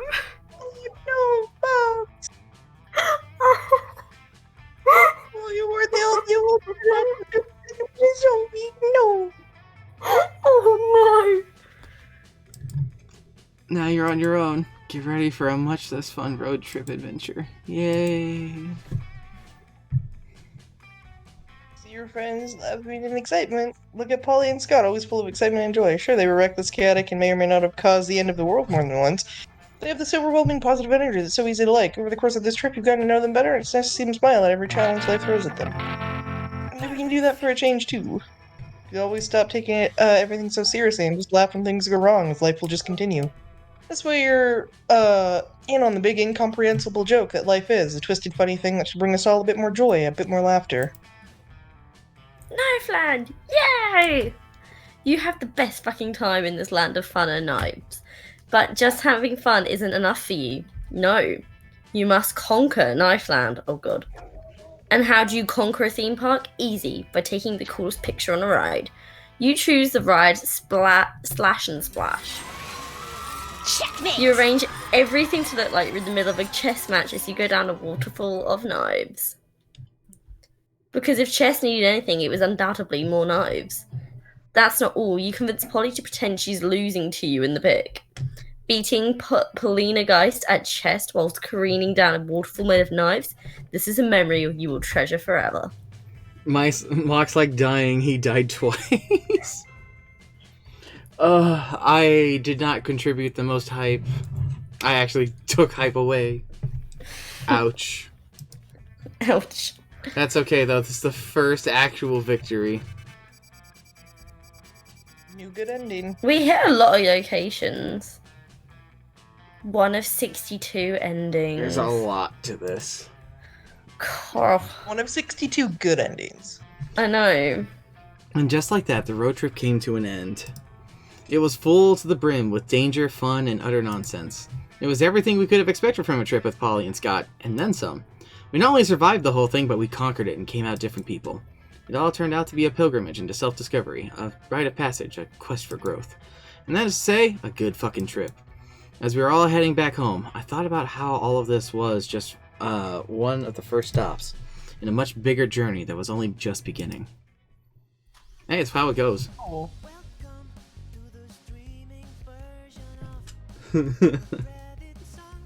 Because we were unafraid, young and unafraid, and we were ready to start.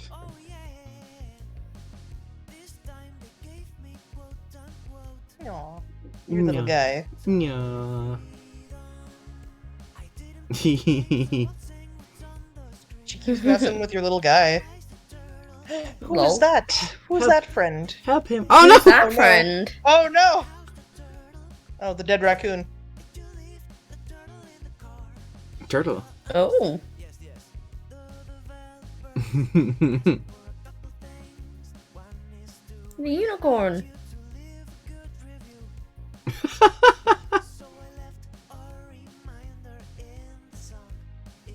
Aww. Oh, Liam got a friend. Liam finally has a friend. Is that Osmosis Jones? Hot dogs! The dog. Cockuluster was driving the hot dog truck.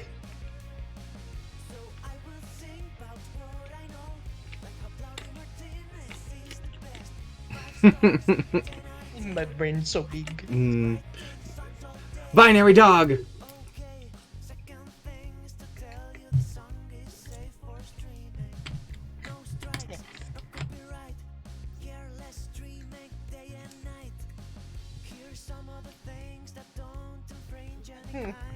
Tiger. The big potato. They're throwing dice in the hole. No.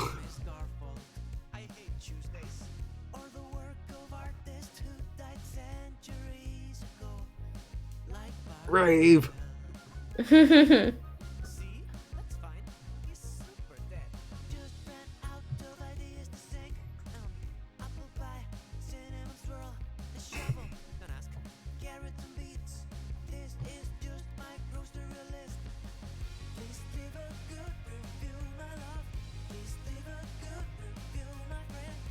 It's just so cute. It is. I fucking love the Monster Prom series. Oh, Dolly's all dressed up boy. fancy. So many Aw. wieners! Don't question the amount of wieners. Jeez, Calculaster, how come you Damien's get to beat have up. two? Yeah. Calculator, how come you get 3 wieners? Wow, His answer is he's actually not eating them. I see.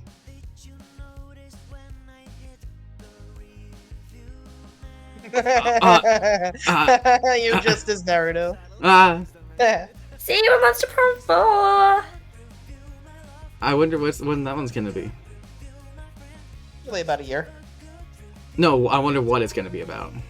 Oh, what it's gonna be? I don't know. Have they gone to college yet? I think that's Eh, kind of what the first game was. yeah, that's technically the I first took it one. as, I took that as like high school. I guess it is high school, but they make it very apparent that, everyone's an adult. Yeah, yes, that's true. Thanks for playing. I fucking love this game. Yeah, I lost, They but could whatever. do like well no, 2 was about vacation, wasn't it? Yeah, 2 was a Summer camp. summer camp. Yeah. Yeah. Cool. So yeah, that was it. Thank you for hanging out with us, Trinky. Did you have fun? Yeah.